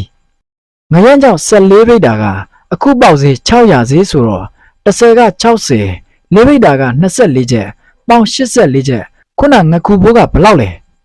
ကိုရောင်းစိန်ဒီမေ့သွား၍ချက်ချင်းပြန်မပြောနိုင်နေပဲအတော်ကလေးကြာမှတတိပြန်ရလာဟန်ဖြင့်89ကျပ်မတ်သင်းဟုဖြေလိုက်၏84ကျပ်ရယ်90ရယ်ဆိုတော့154ကျပ်9ကျပ်မတ်တင်းပြန်ထက်162ကျပ်မတ်တင်းရမယ်ဒါကတော့နင်ကကူးပေါက်ဈေးနဲ့တွက်နေတာကိုဟာဥပမောင်ကငွေထုတ်ပေးထားရတယ်လို့မို့ပေါက်ဈေးဘယ်ပေးမလဲတကယ်ရုပ်ဈေးပဲချေမှာပေါ့မှတ်ချက်တကယ်ရုပ်ဈေးဆိုဒီမှာဈေးနှုန်းတန်ဖိုး100လင်ငွေ30လျှော့၍တွက်ချင်းဖြစ်သည်ဥပမာ900ဈေးရှိတော့ကုန်ကို130ကိန်းဖြင့်900ကို90လျှော့၍450ဈေးတာရှင်းပေးခြင်းကိုဆိုလိုသည်သူ့ငွေယူထားတာက90တဲကို90အတွက်တာတကယ်ရုပ်ဈေးနဲ့အရှင်းခံနိုင်မှာပေါ့တော့အကုန်လုံးလိုက်ပြီးတကယ်ရုပ်ဈေးနဲ့အရှင်းခံနိုင်မှာမလားနောက်ပြီးသူ့ငွေကိုယူတာရက်ကြတာမှမဟုတ်ပဲ6ရက်လောက်ပဲကြာတာဒါလို့ဆိုတော်ရော့ပေါ့ဒါကတို့ဘက်ကလာကြည့်ပြီးပြောတာကိုဟာသူ့ဘက်ကပြန်ကြည့်တော့လေဒါလောက်အခွင့်အရေးလေးကိုမြင်တာနဲ့တို့လိုဘာပစ္စည်းတစ်ခုမှအာမခံမပေးနိုင်တဲ့လူစားတွေကိုငွေ90ရှင်းမကြီးထုတ်ပေးပါမလားဟာတော့ကဒါလောက်ပဲသိတာကိုသူကတကယ်ရုပ်ဈေးနဲ့ရှော့ပေးရလို့အခုလက်ငင်းလဲမျက်နေပြီနောက်ကုန်ပြန်ရောင်းတော့လဲမျက်အောင်မယ်နှစ်ထပ်ကွမ်းမျက်နေတာမို့သူကဘာများနာစရာရှိမှလဲပြောရင်ဆိုရင်နဲ့ပင်ဥပမောင်တဲခိုတော့အိမ်ရှိတို့ရောက်လာခဲ့ကြသည်သူတို့ဒီအိမ်တွင်းတို့ဝင်လာရာဥပမောင်မှာတူငွေပေးထားတော့အင်အားကြီးအချို့နဲ့စရင်ရှင်းနေကြကြဖြစ်ပြီးသူတို့နှစ်ဦးမှာဖက်နှက်ချွတ်တွင်ကြုံကြုံရုပ်ရုပ်ကလေးထိုင်ဆောင်နေကြရသည်ကိုရောင်းစိန်ဒီဖက်နှက်ချွတ်တွင်ထိုင်နေရမှာအိမ်ရှိဘက်သို့လှမ်းကြည့်လိုက်သည်အိမ်ရှိ၌စီတန်းစိုက်ထူထားတော့ရှားဝန်အိုးအလုံး20ခန့်ကိုတွေ့မြင်နေရသည်အိုးထဲ၌ငခုငပိကောင်ငပတ်ငပိကောင်ခေါင်းဖြက်ငပိကောင်များကိုသူ့အိုးနှင့်တူခွဲခြားထည့်တူထားသည်အိုးများဘေး၌ငပြောရွက်စိမ်းများနှင့်ငပိထဲတော်ပုံများကိုမြင်ရခြင်းအားဖြင့်လည်းမကြာမီအတွင်းမြို့တို့တင်ပို့ရန်စီစဉ်ထားကြောင်းသိနိုင်သည်နောက်သူဒီအိမ်တွင်းတို့လှဲ့လေစူးစမ်းပြန်၏ငရမ်းကြောက်လိမ့်များငကြီးကျက်တိုက်ချောင်းများဘူးကြောက်အိမ်များကိုအများအပြားတွေ့ရ၏ဒါတွေကဥပမောင်အခြေအနေကိုဖော်ပြနေသည်တနွေလုံးဈေးနှုန်းတက်တာစွာဖြင့်ဝယ်လောင်ထားသောကုန်များယခုယာရီရောက်၍ဈေးအတက်တွင်ရန်ကုန်မှသူ့ပွဲရုံတို့တင်ပို့ကဈေးကောင်းကောင်းနဲ့ရောင်းပေးတော်မူ။အော်ဒေါင်းစိန်နဲ့မဲစိန်ပါလားစရင်လာရှင်းကြတယ်ထင်ပါရဲ့။အင်နာကြီးများစရင်ရှင်း၍ပြည့်ပြက်သွားဟန်ဖြင့်ထပြန်သွားမှဥပမောင်ကသူတို့ဟာစိတ်ဝင်စားကသူတို့နှစ်ဦး၏လာခြင်းအကြောင်းရင်းကိုစူးစမ်းလိုက်၏။နှစ်ဦးသာဟုတ်ကဲ့ဟုတံမြိုင်အဖြေပေးလိုက်သည်နှင့်တပြိုင်နက်ဥပမောင်သည်သူ၏စရင်စာအုပ်ကြီးကိုလှန်လော၍ကိုရောင်းစိန်တို့စရင်ကိုရှာဖွေနေ၏။နောက်တွေ့သွားသည့်ပုံဖြင့်စာမျက်နှာတနေရာစီတို့စူးစိုက်ကြည့်ကနှုတ်မှလည်းထုတ်ဖော်ဖတ်ကြားနေ၏ငခုက64ဗိတ်တာငရမ်းကြောက်က14ဗိတ်တာနှစ်ရက်ပေါင်းတင့်ငွေက140ကျပ်မင်းတို့ယူငွေက90ဆိုတော့90နှုတ်ကြံငွေ61ကျပ်မင်းတို့ကငါက61ကျပ်ထပ်ပေးရင်ပြီးရောဘယ်စိန်နဲ့ကိုတောင်းစိန်ကငြိမ်သက်စွာပင်စဉ်းစားနေဥပမောင်ဒီဘယ်ဈေးနှုန်းထား၍ရှင်းလင်းပေးသည်ဟုဖော်မပြဘဲတင့်ငွေကိုသာဖော်ပြ၍လုံထွေးပြောလိုက်၏ပေါက်ဈေးဖြင့်သူတို့တွက်ကြည့်စဉ်ကတင့်ငွေမှာ162ကျပ်ဖြစ်၍ယခုဥပမောင်ကတင့်ငွေမှာ140ကျပ်ဖြစ်သည်ဟုဆို၏ငွေ20တောင်ကွာနေသည်သူ့ငွေ90ကို6ရက်လောက်ယူသုံးမိတာနဲ့ငွေ20အတိုးယူထားတော့တဘောဖြစ်သည်5ချက်30လောက်ဆိုရင်တော့သူတို့ဘာမှမပြောလို့ပါသူငွေထုတ်ပေးလို့တာသူတို့ဒီလိုအလုပ်လုပ်နိုင်တာမဟုတ်လားဒါပေမဲ့20တောင်ကွာနေတော့ငိမ့်ခံမနေနိုင်နေပါဦး ငပိကဘယ်စေးငရမ်းကြောက်ကဘယ်စေးထားပြီးရှင်းပေးလို့လဲမဲစိန်ကအမေးတွင်ဥပမောင်ဒီစရင်စာအုပ်ကိုပြန်ကြည့်ပြီးငပိက100စေးငရမ်းကြောက်က950စေးလေဟုဖြေလိုက်၏ငရမ်းကြောက်ကပေါက်စေး600စေးဆိုတော့တကယ်ရုံနဲ့ဆိုရင်950စေးထားပြီးရှင်းတာကတော့ထားပါတော့ငပိကပေါက်စေး120စေးရှိတာမို့100စေးဆိုတော့မနှဲလို့ဘူးလားနောက်ပြီးယူမီက90တဲမို့90အတွက်တာတကယ်ရုပ်ထားရှင်းရမယ်မဟုတ်လားအခုလိုကုံပုံးငွေအကုန်လုံးတကယ်ရုပ်ထားရှင်းလို့ကျမတို့တိတ်နစ်နာမှာပေါ့အေးနင်တို့ကနစ်နာတယ်ဆိုရင်ငါဘယ်နဲ့မှမတတ်နိုင်ဘူးနင်တို့လို6ပြားတပည့်သမားတွေတင်မဟုတ်ဘူးအင်အားကြီးတွေလည်းဒီလိုပဲရှင်းပေးလိုက်တာပဲနင်တို့ငွေယူစဉ်ကတော့မျက်နှာကလေးငယ်ငယ်နဲ့ငားရရင်ကြိုက်တယ်လို့ထားရှင်းမှာဘာညာနဲ့ပြောပြီးနောက်ငားလဲရရောစကားများလာရောကို့အလုပ်လုံးနိုင်အောင်ငွေထုတ်ထားရတဲ့ကျေးဇူးကိုဘယ်တော့မှမထောက်မြော်တော့ဘူးဥပမောင်ကခက်ပြက်ပြက်ပင်ပြောနေလေပြီသူ့ကိုပင်ပြန်၍ကျေးဇူးတင်ရအောင်တော့မလို့ပြောဆိုနေ၏ထပ်ပြော၍လေအကျိုးထူးတော်မူမဟုတ်ဒီကိုတောင်းစိန်ရိပ်မိမထူးတော်ဒီအတူတူတော့အမုံအဖက်တင်မခံပဲအေးအေးပင်ထပြန်သွားကနောက်အခါငွေလိုလင်းအပြောရလွင်မီမဟုတ်ပါလောသူဒီမဲစိန်ကအကဲခတ်တယ်လို့ကြည်လိုက်၏မဲစိန်ကတော့ကျင်တတ်ပုံမရသူမကအတိုက်ခံပြောရန်အာယူနေဟန်ရှိသူမ၏စကားထွက်မလာခင်သူကရှေ့မှအုပ်ဆိုင်ဆိုင်ပြောပြီးအမြန်ထပြန်မှဖြစ်မည်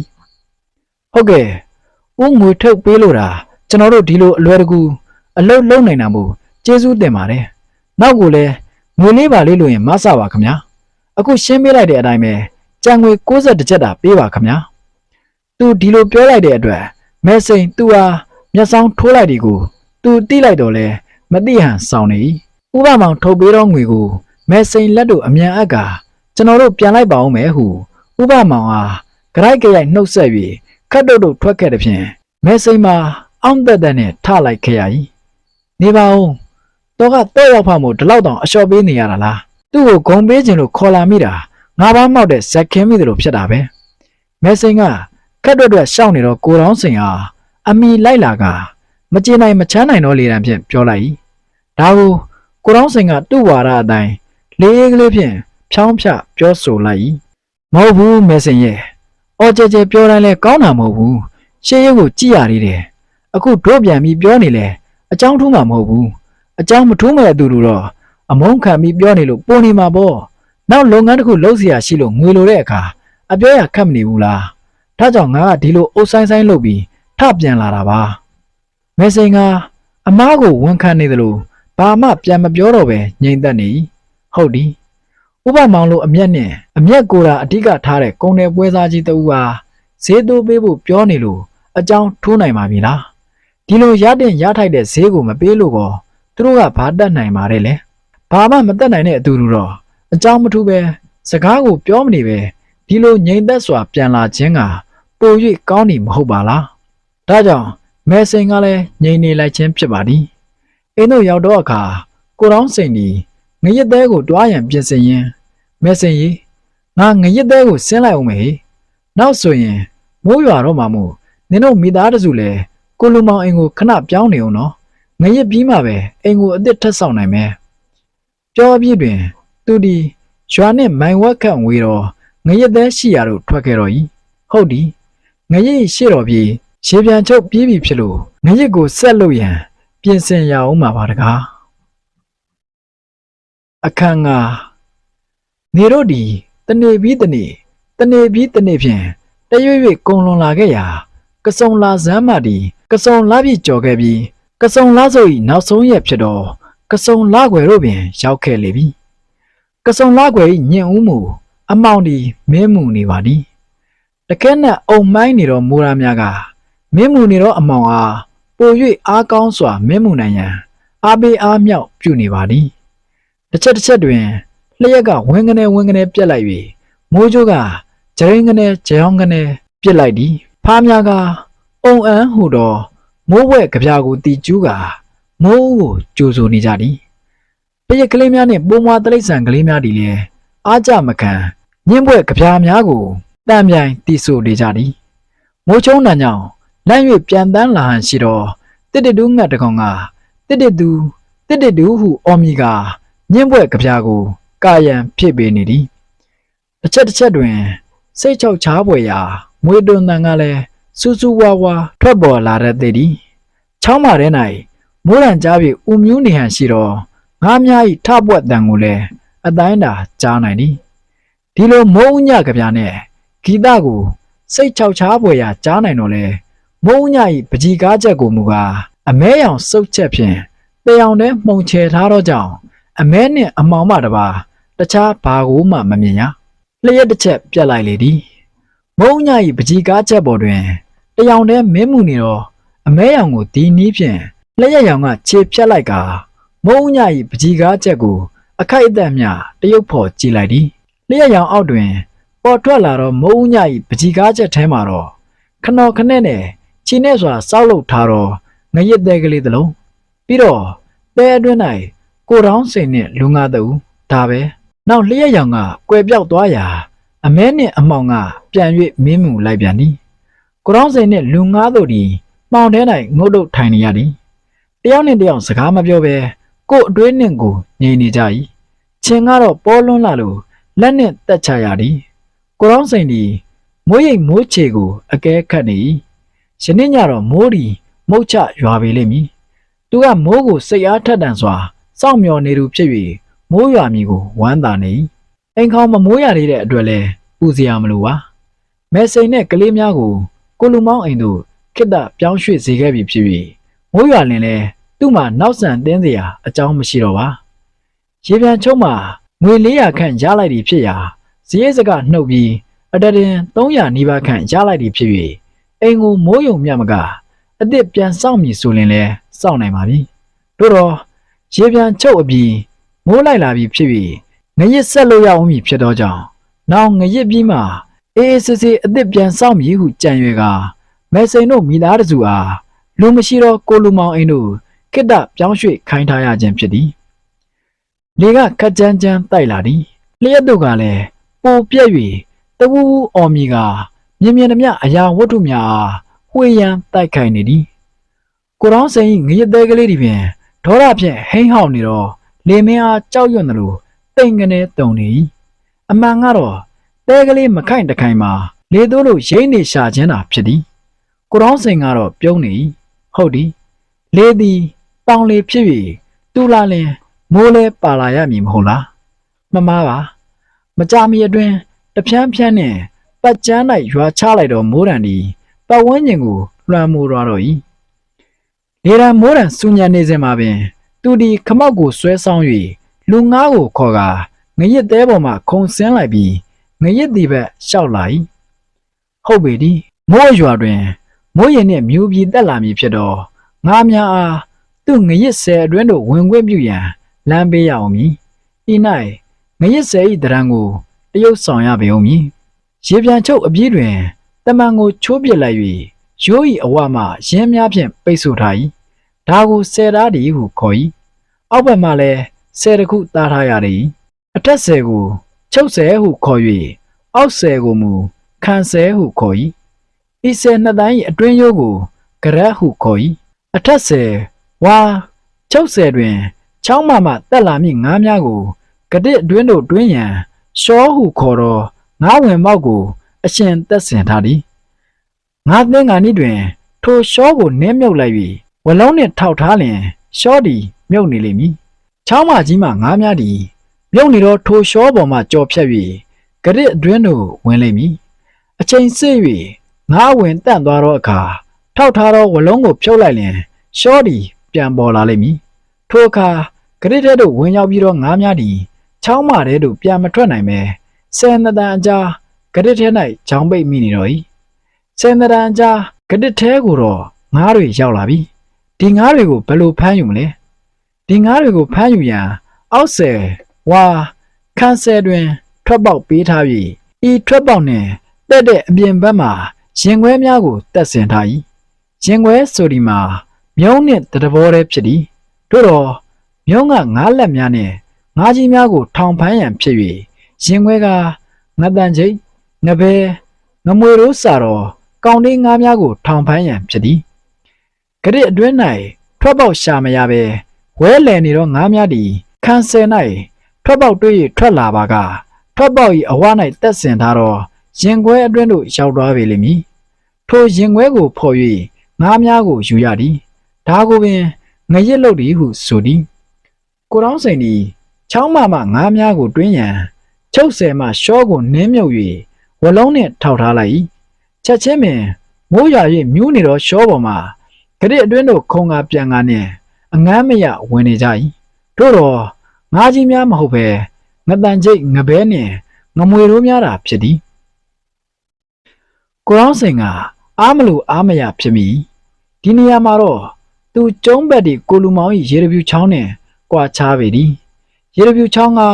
ငဘက်ကြီးများဥတွေနှင့်ဖောင်းနေတော့ငဒိန်လုံးများကုံတယ်များကချောဟုခေါ်တော့ငခုံးမအကြီးစားများစသည့်ငါးကြီးနှင့်ငါးလက်တွေအများအပြားရတတ်သည်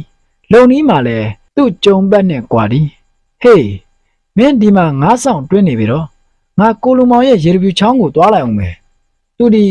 လူငါအမိန့်ချလိုက်ပြီးတော့တဲပေါ်မှာငါဆောင်တော်ဆောင်းကိုယူ၍လှော်တက်ကိုပါဆွဲပြီးလှေရှိရာကန်းဆက်တို့ဆင်းခဲ့၏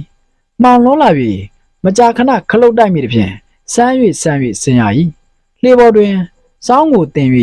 သူ့ကျုံးဘက်နှင့်နှစ်ဖာလုံးမြောက်ဝေတော့ကိုလူမောင်၏ရေတပြူချောင်းတို့ရှေးရှုလှော်ရက်ခဲ့၏မိုးကားအားကောင်းစွာနှင့်ရွာလျက်ပင်ရှိလေ၏လေကတော့ငြိမ်သွားပြီဒီလောက်မိုးအားကောင်းမှုနှင့်ဆိုရင်ရေတပြူချောင်းရိုးတဲ့တို့ငါအရန်တက်ပေလိမ့်မည်ငဘက်ကြီးများတို့တက်၍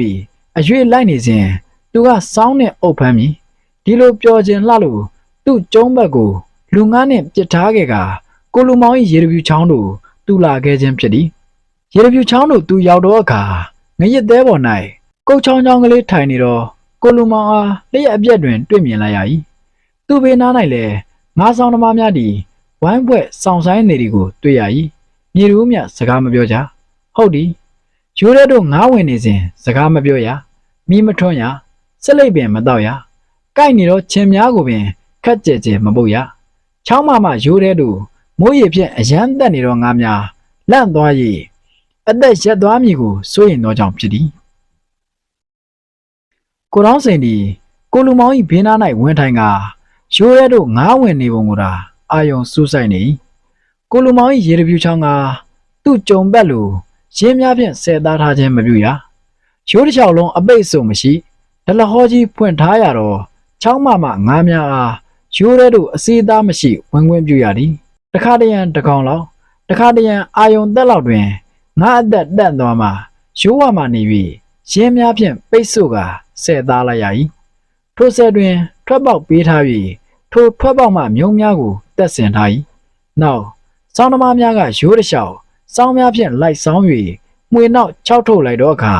ငါးများမှလန့်ဖြတ်ပြီးချောင်းမတို့ပြန်အထွက်တွင်မြုံထဲ၌မိနေတော့၏ငပတ်များမှမူချောင်းမတို့ပြန်အထွက်ဆယ်နှင့်တိုက်မိပြီးထအခုံတွင်ဆယ်၏အပြင်ဘက်၌ဂုံနီနှင့်အသင့်လှုပ်ထားတော့ခုံစင်ပေါ်တို့ကြကဆက်လက်မခုံနိုင်ပဲအမိခံရတဲ့ဘဝကိုရောက်ရလေတော့၏ဒါကသူ့ကျုံးဘက်နှင့်ခြားနာတော့ကိုလူမောင်၏ရေတပြူချောင်းကငရစ်လုတ်ပုံတရုပ်သည်ခုနှစ်စင်ကျဲပြောင်အမီးထောင်ကတကောင်ချိန်တို့ရောက်သည်ဟုသူတို့အမှတ်အသားထားရှိတော့လေမိုးရားများတခဲနဲ့ပိတ်ဆိုင်နေတော့ကောင်းငင်မြင်တွင်ကျဲတပွင့်ကိုမျှမမြင်နိုင်၍အချိန်ကိုမခန့်မှန်းနိုင်ပေမဲ့အဝေးမှကြက်တော်နံတဲ့တဲ့ကတကောင်ကြက်ဖြစ်ကြောင်းသူတို့သိနိုင်ပါလေသည်တို့တော့မိုးကားရွာစေငါးများလည်းအသက်မရက်နေကိုတောင်းစိန်ကိုလူမောင်နဲ့စောင်းသမားများကချမ်းလွန်း၍ခိုက်ခိုက်တုံနေ၏အံ့ဩဖို့ကောင်းတာကစောင်းသမားများဖြစ်သည်ခါတိုင်းနှစ်တွေကတော့လောကဇက်ခုံတွင်ကိုတောင်းစိန်လည်းစောင်းသမားဘဝဖြစ်တာပါဝင်ကပြခဲ့ရသည်ဒီနှစ်မှာဖားခိုးဆွဲခဲ့တဲ့အတွက်ငွေကလေးအတော်အင့်စုမိတော့ကြောင်း၎င်းသူတို့ကိုလေးဖိုးကွန်းချောင်းမကြီးကိုခြုံ၍ဝယ်ယူတော့နှစ်ဖြစ်သောကြောင့်၎င်းကုန်တယ်ကြီးဥပမောင်နှင့်ဆက်တွယ်မိတော့ကြောင့်၎င်းစောင်းသမားဘဝမှာတဆင်ငရစ်လုံနိုင်သူဖြစ်လာရသည်တဖြည်းဖြည်းနဲ့နောက်တစ်ချိန်ကြက်တော်နံကိုကြားရပြန်ပြီ။အော်ကြက်ဥတွန်မိုးဒီတဖြည်းဖြည်းနဲ့ဆဲစာပြူ၍ငါများလဲအသက်တန့်သွားကြပြီ။တက်ပြေတာငါများချောင်းမတို့ပြန်မစင်းခင်ရိုးဝမှနေ၍ရင်းများဖြင့်ပိတ်ဆို့လိုက်ရန်အချိန်တော်ပြီ။ကိုလူမောင်ဒီလှုပ်ရှားစာပြူ၏ထိုနည်းတူကိုတောင်းစိန်နှင့်စောင်းသမားများလဲ လူလွန်စွာပြုလာကြ၏ကိုရောင်းစိန်နှင့်စောင်းသမားများ၏အကူအညီဖြင့်ရိုးဝ၌ရင်းများနှင့်ပိတ်ဆို့ပြီးမြုံများလည်းတက်ဆင်ပြီးကြပြီခုံစင်လည်းခံပြီးပြီခုဆိုလျှင်ရိုးရဲတို့စံသက်သွားသောငါးများကိုချောင်းမတို့တဖန်ပြန်၍ခြောက်ထုတ်ရမည်။ကဲစောင်းသမားများစောင်းကြတော့ဟိကိုလူမောင်ကကြွေးကြော်လိုက်၏ချက်ချင်းပင်တိတ်ဆိတ်လျက်ရှိသောပတ်ဝန်းကျင်သည်စကားပြောတံရေထဲ၌ပြေးလွှားလှုပ်ရှားတံများဖြင့်စူညံသွားတော့၏ကိုရောင်းစိန်ကခြေဆုံးမှနေ၍စောင်းဖြင့်သဝုံဝုံလိုက်ဆောင်နေ၏ရေဆက်ဆက်တနေရာတွင်ဖြူဖွေးဖွေးတံများကိုမှုံဝါးဝါမြင်လိုက်ရတဲ့ဖြင့်သူသည်ဝမ်းသာအားရစောင်းနှင့်အုပ်ချလိုက်၏အာယုံဖြစ်တော်လဲမိုးအုံမှိုင်းနေတော့ကြောင့်ပတ်ဝန်းကျင်တွင်မှောင်မဲမဲဖြစ်နေသည်မှာမှန်ပါ၏တို့တော့ပြင်းထန်အားကောင်းသောဇောဖြင့်စူးစိုက်လျက်ရှိသောသူတို့၏အာယုံဝယ်ပြေးလွှားလှုပ်ရှားလျက်ရှိသောငါးများ၏တရံဒီအကောင်ထဲအားဖြင့်ရုပ်လုံးမပေါ်တော့လဲအရိပ်ရောင်အားဖြင့်မူကားထင်မြင်လာနိုင်ရသည်ဒါကြောင့်ပတ်ဝန်းကျင်သည်မှောင်မဲမဲဖြစ်နေပေမဲ့နှိုးကြားလျက်ရှိသောသူတို့၏အာယုံဝယ်ပြေးလွှားလှုပ်ရှားလျက်ရှိသောငါးများ၏တရံဒီအကောင်ထဲအားဖြင့်ရုပ်လုံးမပေါ်တော့လဲအရိပ်ရောင်အားဖြင့်မူကားထင်မြင်လာနိုင်ရသည်ဒါကြောင့်ပတ်ဝန်းကျင်သည်မှောင်မဲမဲဖြစ်နေပေမဲ့နှိုးကြားလျက်ရှိသောသူတို့၏အာယုံဝယ်ပြေးလွှားလှုပ်ရှားလျက်ရှိသောငါးများ၏တရံကိုထင်မြင်နိုင်ပါသည်မှန်သည်သူတို့၏နာကပါလာသည်သူတို့၏မျက်စိကလှင်လာသည်ကိုရောင်းစိန်သည်သူအုပ်ချထားသောစောင်းထဲသို့လက်ထိုးမှွေလိုက်သည်သူ့တွက်ကိန်းမလွဲပါစောင်းထဲ၌ပက်လက်လန်လျက်ရှိသောငပတ်မကြီးတစ်ကောင်အားဘေးမှငပတ်ဖို့ကလေး၃ကောင်ကပါဇက်ဖြင့်အသင်းကိုက်ကနရပါရနေစဉ်အုပ်မိထားပါပြီသူသည်ငပတ်မကြီးဇက်ကိုကန်၍တီရန်နှင့်ထိုးတီလိုက်၏ငပတ်မကြီးကငပတ်ဖို့ကလေးများ၏နံကြောဆွဲမှုတန်ကြောင့်ပန်းလျက်ဖြစ်နေဟန်ဖြင့်လုံးဝလှုပ်ရှားခြင်းမရှိဘဲငြိမ်နေ၏နောက်မှငပတ်ဖို့ကလေး၃ကောင်ကိုတကောင်မီးတကောင်ဖမ်း၍တီရန်နှင့်ထိုးတီလိုက်၏ကိုရောင်းစိန်နှင့်အလားတူအခြားစောင်းသမားများလည်းရိုးတစ်လျှောက်တွင်သဝုံဝုံဖြင့်လိုက်ဆောင်နေကြသည်ရေတပြူချောင်းရိုးသည်ကိုလူမောင်ဝယ်ယူထားသောချောင်းရိုးဖြစ်တော်လဲစောင်းသမားများသည်ကိုစောင်း၍ရသောငါးများကိုယူနိုင်သည်သူတို့ဒီလိုစောင်းပေးမှလည်းငါးများသည်လန့်ဖြတ်၍ချောင်းမတို့ပြန်ထွက်နိုင်မည်ဒီလိုပြန်ထွက်မှလည်းဆယ်အပြင်ဘက်တွင်အစင်နှင့်တက်ထားသောမြုံထဲသို့ဝင်နေမည်ဒါကြောင့်ကိုလူမောင်သည်သူတို့ကိုလွတ်လပ်စွာစောင်းခွင့်ပေးထားရသည်အခန်း6မိုးဒီဆဲရွားပြီဖြစ်ပြီးအာယုံပြမှရောင်ကြီးဦးကလေးတွေလည်းလွန်လူထွက်ပြူလိုက်ကမိုးတောက်ရောင်ကြီးတို့ကူးပြောင်းစပြုနေပါပြီတကောင်မြေတကောင်အဆက်မပြတ်တွန်ကျူးနေတော့ကြက်သွန်တန်များမှလည်းဟိုမှဒီမှထွက်ပေါ်လာကြပါသည်မကြမီမိုးစင်စင်လင်းပေတော်မူကိုလူမောင်၏ငရသေးကလေး၌ကလူရန်သူရန်ဖြင့်စူညံနေ၏မျိုးစေးတို့ငါးများကိုတင်ဖို့ရောင်းချမည်ငစင်းတွေများရောက်လာကြပြီဖြစ်၍သူတို့အချင်းချင်းတယောက်တစ်ပေါက်ပြောဆိုစူညံနေကြခြင်းဖြစ်သည်ကိုလူမောင်သည်မြုံများကိုဖော်၍မိတော်ငါးများကိုငစင်းတွေများအားချိန်ပေးရသည်သူသည်ကိုရောင်းစိန်ကိုအကူအညီခေါ်ကာမြုံများကိုဖော်၏မြုံထဲ၌ကဥများဖြင့်ဖောင်းနေတော့ငဒိန်လုံးငဖဲအောင်ငခုံးမများသည်တစ်ဖြက်ဖြက်ခုန်နေကြ၏သူတို့သည်မြုံ၏ထိတ်ဝကိုဖွင့်ပြီးလျင်မြုံထဲမှငါးများကိုလှေထဲသို့လောင်းနေလှေထဲမှတဖန်ချင်းတောင်းများဖြင့်ငရစ်သေးရှိမြေကွက်လက်တွင်ခင်းထားသောရင်းတစ်ချက်ပေါ်သို့တည်တင်၏ခေါ်စင်ပေါ်ကလည်းငပတ်တော်တော်များများရှားလိုက်သည်ကိုလူမောင်ကတပြုံးပြုံးနှင့်ဟုတ်သည်ငရစ်အပြည့်တွင်မုတ်ဆိုးမှမဖွားသက်ကိုသူတင့်တဲ့ယူနိုင်တော့မည်ဟေ့ဒေါင်းစိန်ရဲ့ဖွားသက်ကိုယူနိုင်မှုတော့တေချာပြီကွာသူ၏ဘဝတူမိတ်ဆွေတဦးထံမှဝမ်းမြောက်မှုကိုကိုရောင်းစိန်လဲခွဲဝေဝမ်းသာကအလိုလိုပျော်နေ၏သူသည်တွက်လက်စွာဖြင့်ငစိမ့်တွေများချိန်ပေးရန်ကိုလူမောင်၏ရာစုတိုင်မှရာစုကိုပြင်ဆင်နေ၏ရာစုဆိုဒီမှာတစ်သားချိန်ဝင်ပင်ဖြစ်၏ရာစုရှာမအစာအားလုံးတစ်သားစီဖြစ်၏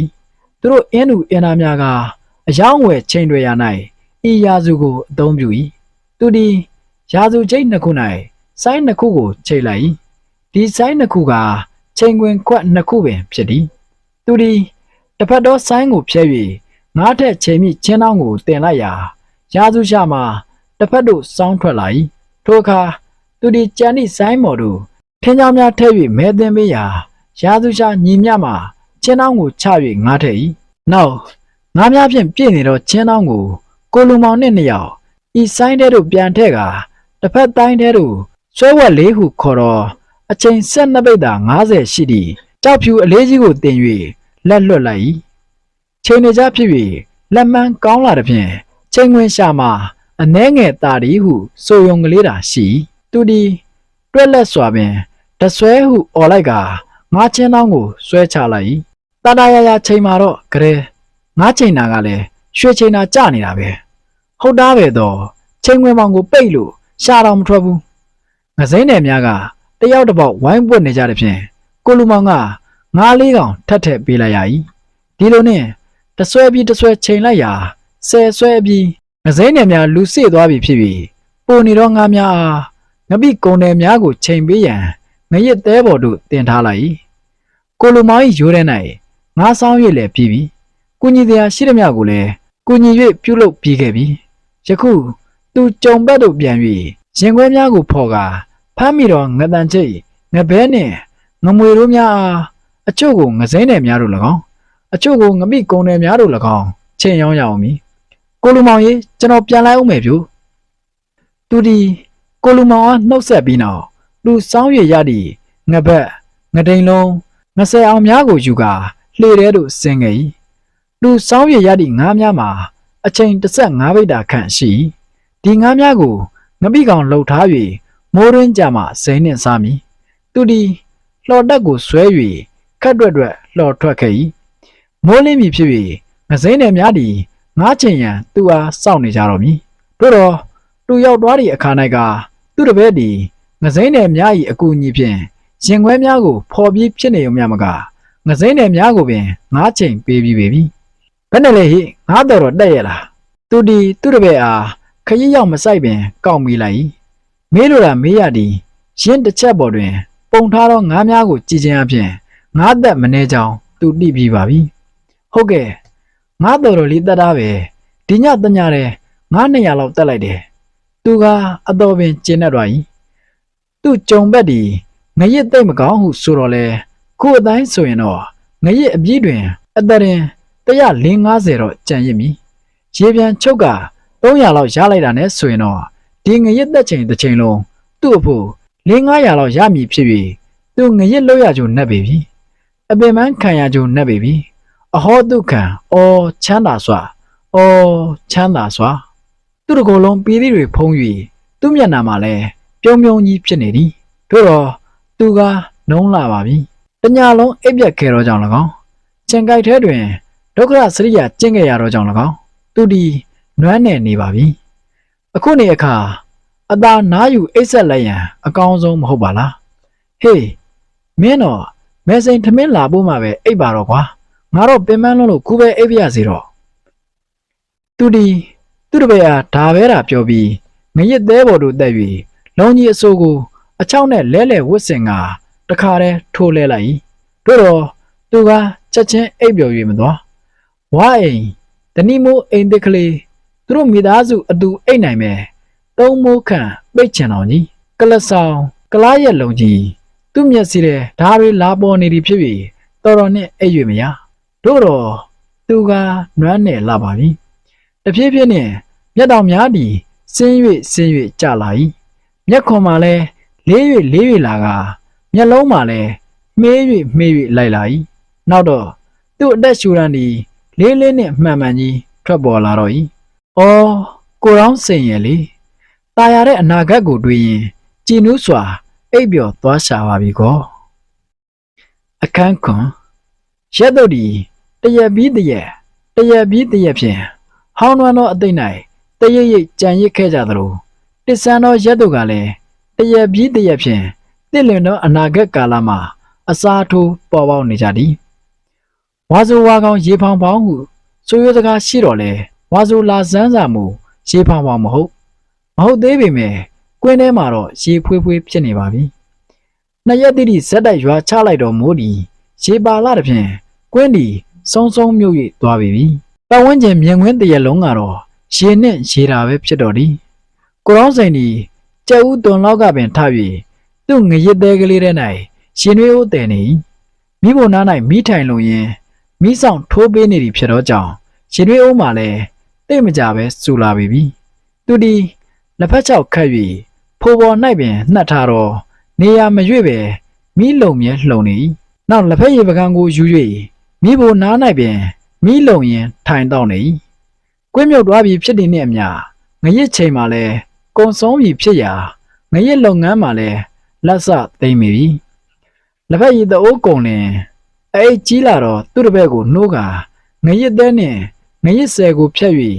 လှေပေါ်တင်ပြီးအိမ်ပြန်ရပြီတော့မည်သူကြိုတင်ခံမှန်းထားတဲ့အတိုင်းပင်ငရစ်မှအတရင်ငွေ150ခန့်ရှားလိုက်ပါပြီရေပြန်ချုပ်ပါဆိုရင်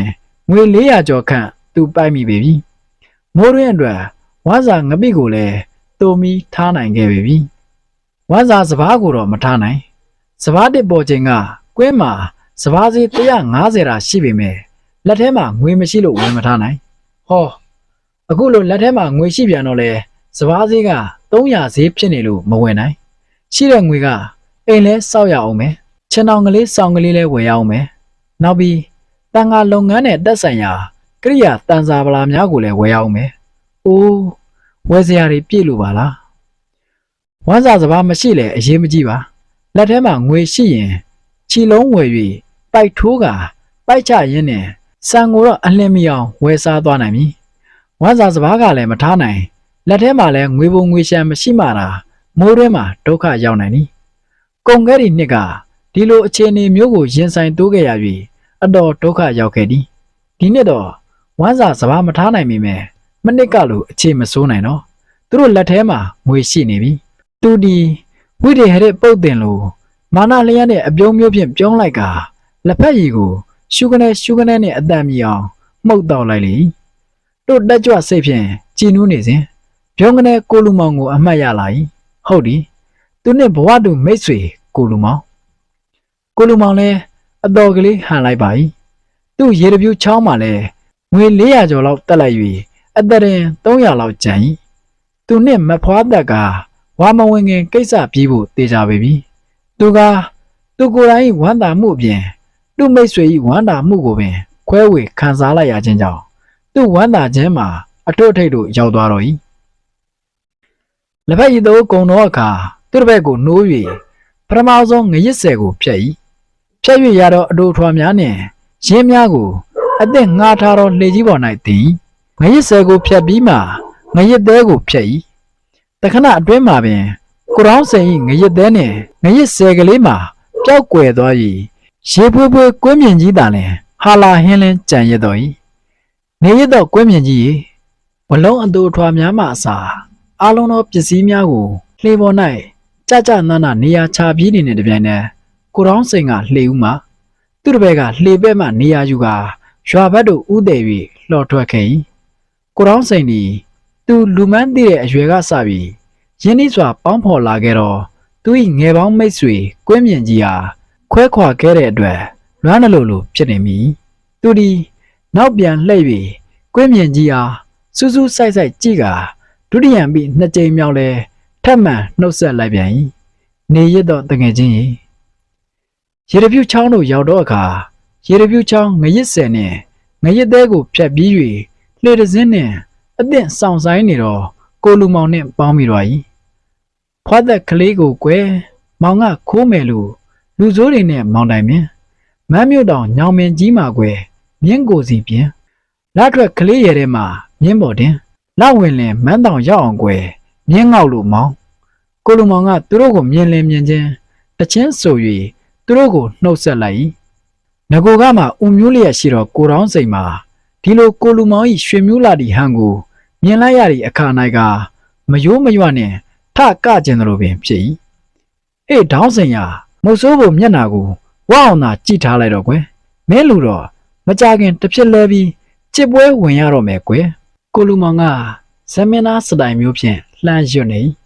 ဒါကိုသူကလည်းအားကြမခံပြန်ဟစ်လိုက်ဟုတ်ကဲ့ကိုလူမောင်ရေ